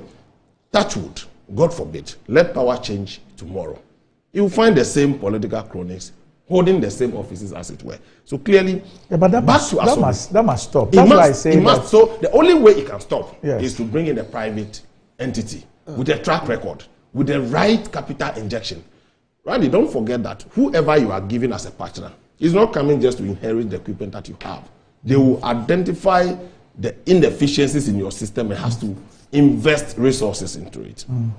Investing resources into the sector requires that they may have to recover, they may have to get their interest and all that. The same people, when we go that tangent, we should do the numbers and speak to it and look for people with a track record of such services they've done elsewhere that you can rely on them.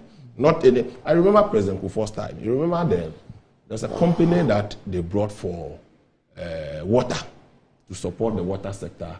I've forgotten the Aquavitens. Yes. No, Aquavitens was before President Kufuor. No, Aquavitens. No, it was President Kufuor. It was President Kufuor's time. Aquavitens. When they came, there was so much noise about it.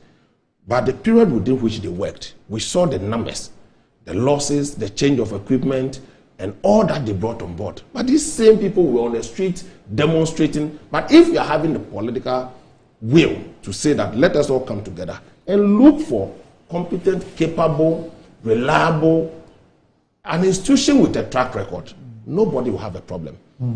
This reportage from Asogli, obviously, Randy, which institution can operate when government owes them this much money over time? They won't be able to operate and then render the services that you want.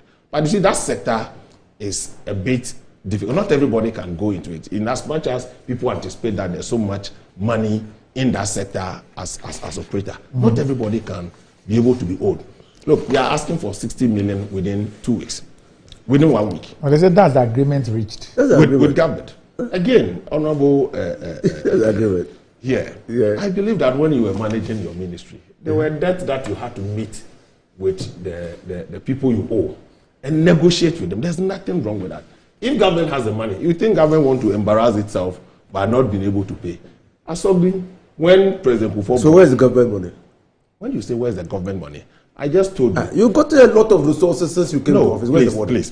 Please, I beg. You know as much as I know. When you want to travel this journey, you got a lot of resources. I just pointed to you this same. I said that you got a lot of report on this store debt that you raised. I said you got a lot. You have said that you didn't have. If you tell me, no, we didn't have that resources, I will agree. You got a lot of resources. We all know you got a lot of resources. Administration and Nana Akufo-Addo has got a lot of resources. Inherited debt to the extent that gas transmission from Nigeria were truncated when we came into office. So you didn't have resources. When? But you had those attributed to the West African gas pipeline. When you came to office, gas was truncated. Yes, we had to go to Nigeria and renegotiate. You went to renegotiate, but they were not truncated. No, but they were interrupted. Because we had paid the gas before we left office. Please. We were paid the gas before we left office. I was in that office, I can tell you. So we didn't have debt. We had debt. So if you had debt, what are you talking about? Every day you have the same debt. Every day we had the same debt. You are paying. No, every day you have. Were you not negotiating for debt payment in this country? You were negotiating. What debt payment? You were not negotiating for payment. Did you? Which debt payment? You left. Give me an example. West African gas pipeline. You left debt. You left debt. We had to go and renegotiate before Nigeria could open for us to have pipe. The drone song we had in 2014, 2015. They were attributed to no. It was part of the reasons why we were having power. So please, misconception of please, I'm coming. I'm coming. No, you had your time. Honorable Inusa Fuseni. Please, Honorable Inusa Fuseni. When we go to those technicalities, we know of capacity and required capacity, and at peak capacity, what we needed in this country. So please, so the point I'm making is that no government inheriting debt, asset and liability will say that you not manage your debt as it were. You will manage. With even capitation. You were owing capitation in this country. Even assistance to boarding schools, feeding to schools in the north before free SHS. You were owing them. There were demonstrations, there were closed down of schools in this country. Even as meager as that one you were owing. So government. So that bigger one you are not owing. I'm saying that you were owing. That you are pontificating. That bigger one you are not owing. You that you are pontificating. You know the last time you that you are pontificating. You that you are giving you know all the last theories. time this You are giving all the theories you are pontificating today. I'm just taking you back down memory lanes. When you had the opportunity, what did you do?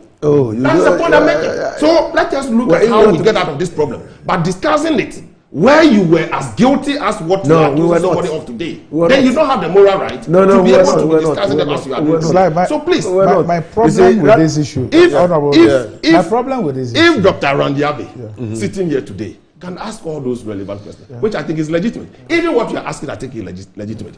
But you, a pot calling the kettle black, you were as bad as what you are putting. So I think that Randy, look, I agree with Bemwachi that what we must look at our procurement processes.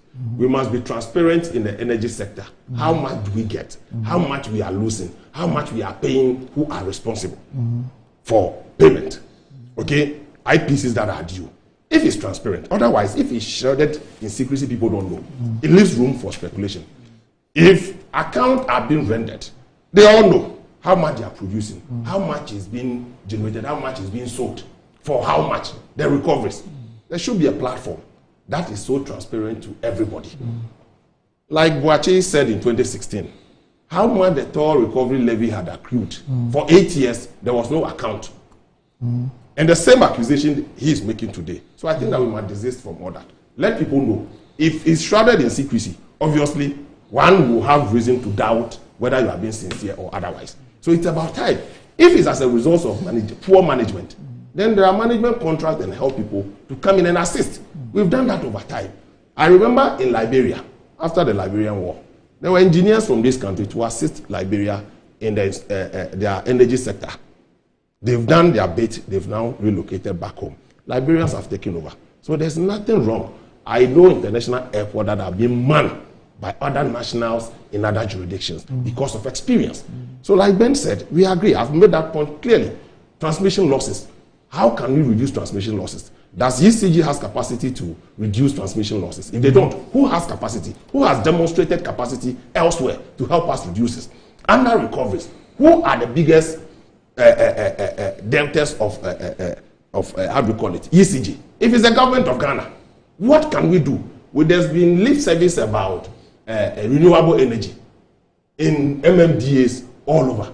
What have we done about it to reduce government, the cost of government owing ECG in this country? These are conversations that we should begin to have and then have a clearer direction as to what we want to do to salvage this country. But when we come and want to politicize everything and claim and pontificate that we were holier and this whole thing is as a result of MPP, then we are not being sincere to the good people of this country. But it's like all the questions that you raise, who should have been answering these questions in the last 7 years? Right. I'm saying this because the situation keeps going from bad to worse to anything beyond worse. If you listen to Ben Bachi, what it means is that we are making about, we are not able to account for about between $1.2 and $1.5 billion worth of power supplied by the IPPs to ECG every single year.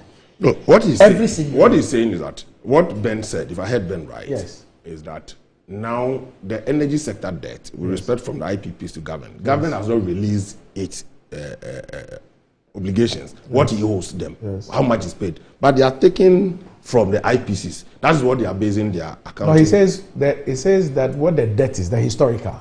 Yes. It doesn't have the figure. The IPPs put at 2.3 billion. But then he gives us the current situation where he says that about $140 to $150 million worth of power is given to ECG on a monthly basis. ECG takes that and sells that. Right. Yet ECG is able to pay only about $50 million to the IPPs. So it's over 100 million or less. About 90 million is not accounted for. Every single month. So every single could it be that they sell or is in arrears or what? So this is the transparency I call every single month. So every month or every quarter, we need to know the status. And so the provisions that we make in the budget, you were referring to debt. Historical, yes. That is not even debt. What he says about the 3-year one is that we anticipate on the basis of this data. We anticipate. So we are making provision to spend almost 80 billion cedis in anticipation of these losses that ECG will incur. Yeah. Clearly. What?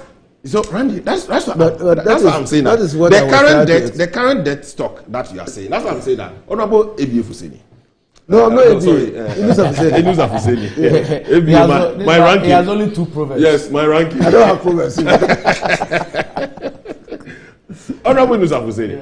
I'm saying that this issue of forecast and even setting aside money in the budget for that payment is been age-long thing. No. Please. You have gotten it wrong. That's why I wanted to correct you. I'm coming. I wanted to correct you in the sense that we have never made provision for losses. Randy, budgeted for debt. It's different. I'll show you evidence in the previous budget under NDC where he's in Parliament. No. I've debated this. Yeah. What is it? Show me. No, I don't have it. I said when Atamis made provision for debt, how we're going to pay the debt. Alaji, you know Atamis was hold your breath. No, you hold your seriously. Seriously. So I know what I'm talking about. Hold your breath. I know what I'm talking about. But we have never made provision the for budget losses. from 2009 to 2016, they are all available. It's for ease of reference. I'm just telling you are missing a point. What is the we have made provision in the budget for debt, but we've never made provision for losses. That's what I'm saying. It's different. Randy, it's different. There's never been a year that the ECG itself had not anticipated they will have losses. 2016, they made a profit. They made a profit. They didn't have debt. 2016, they made a profit. No, what if you say they made a profit in 2016? So it means 2016 ECG books were cleared. They didn't have any debt standing on their books. I don't know about that. No, please, I'm coming. Honorable, I'm coming. It's a year on year. I'm coming. They are saying that in 2016 they made profit. That doesn't mean that there was no loss. I don't have any contrary position on that one, so I won't be able to speak to that. But let me say that these are unacceptable losses. We all agree. Because if it's passed on to the individual, I suffer it. My bills, I pay my bills just like any other person. So it doesn't matter. And in your bill is the acceptable industry losses. Exactly. You're already paying for that. We pay for that. And then now the state would have to go and either take a loan on your back or use the taxes to go and pay for another 70%.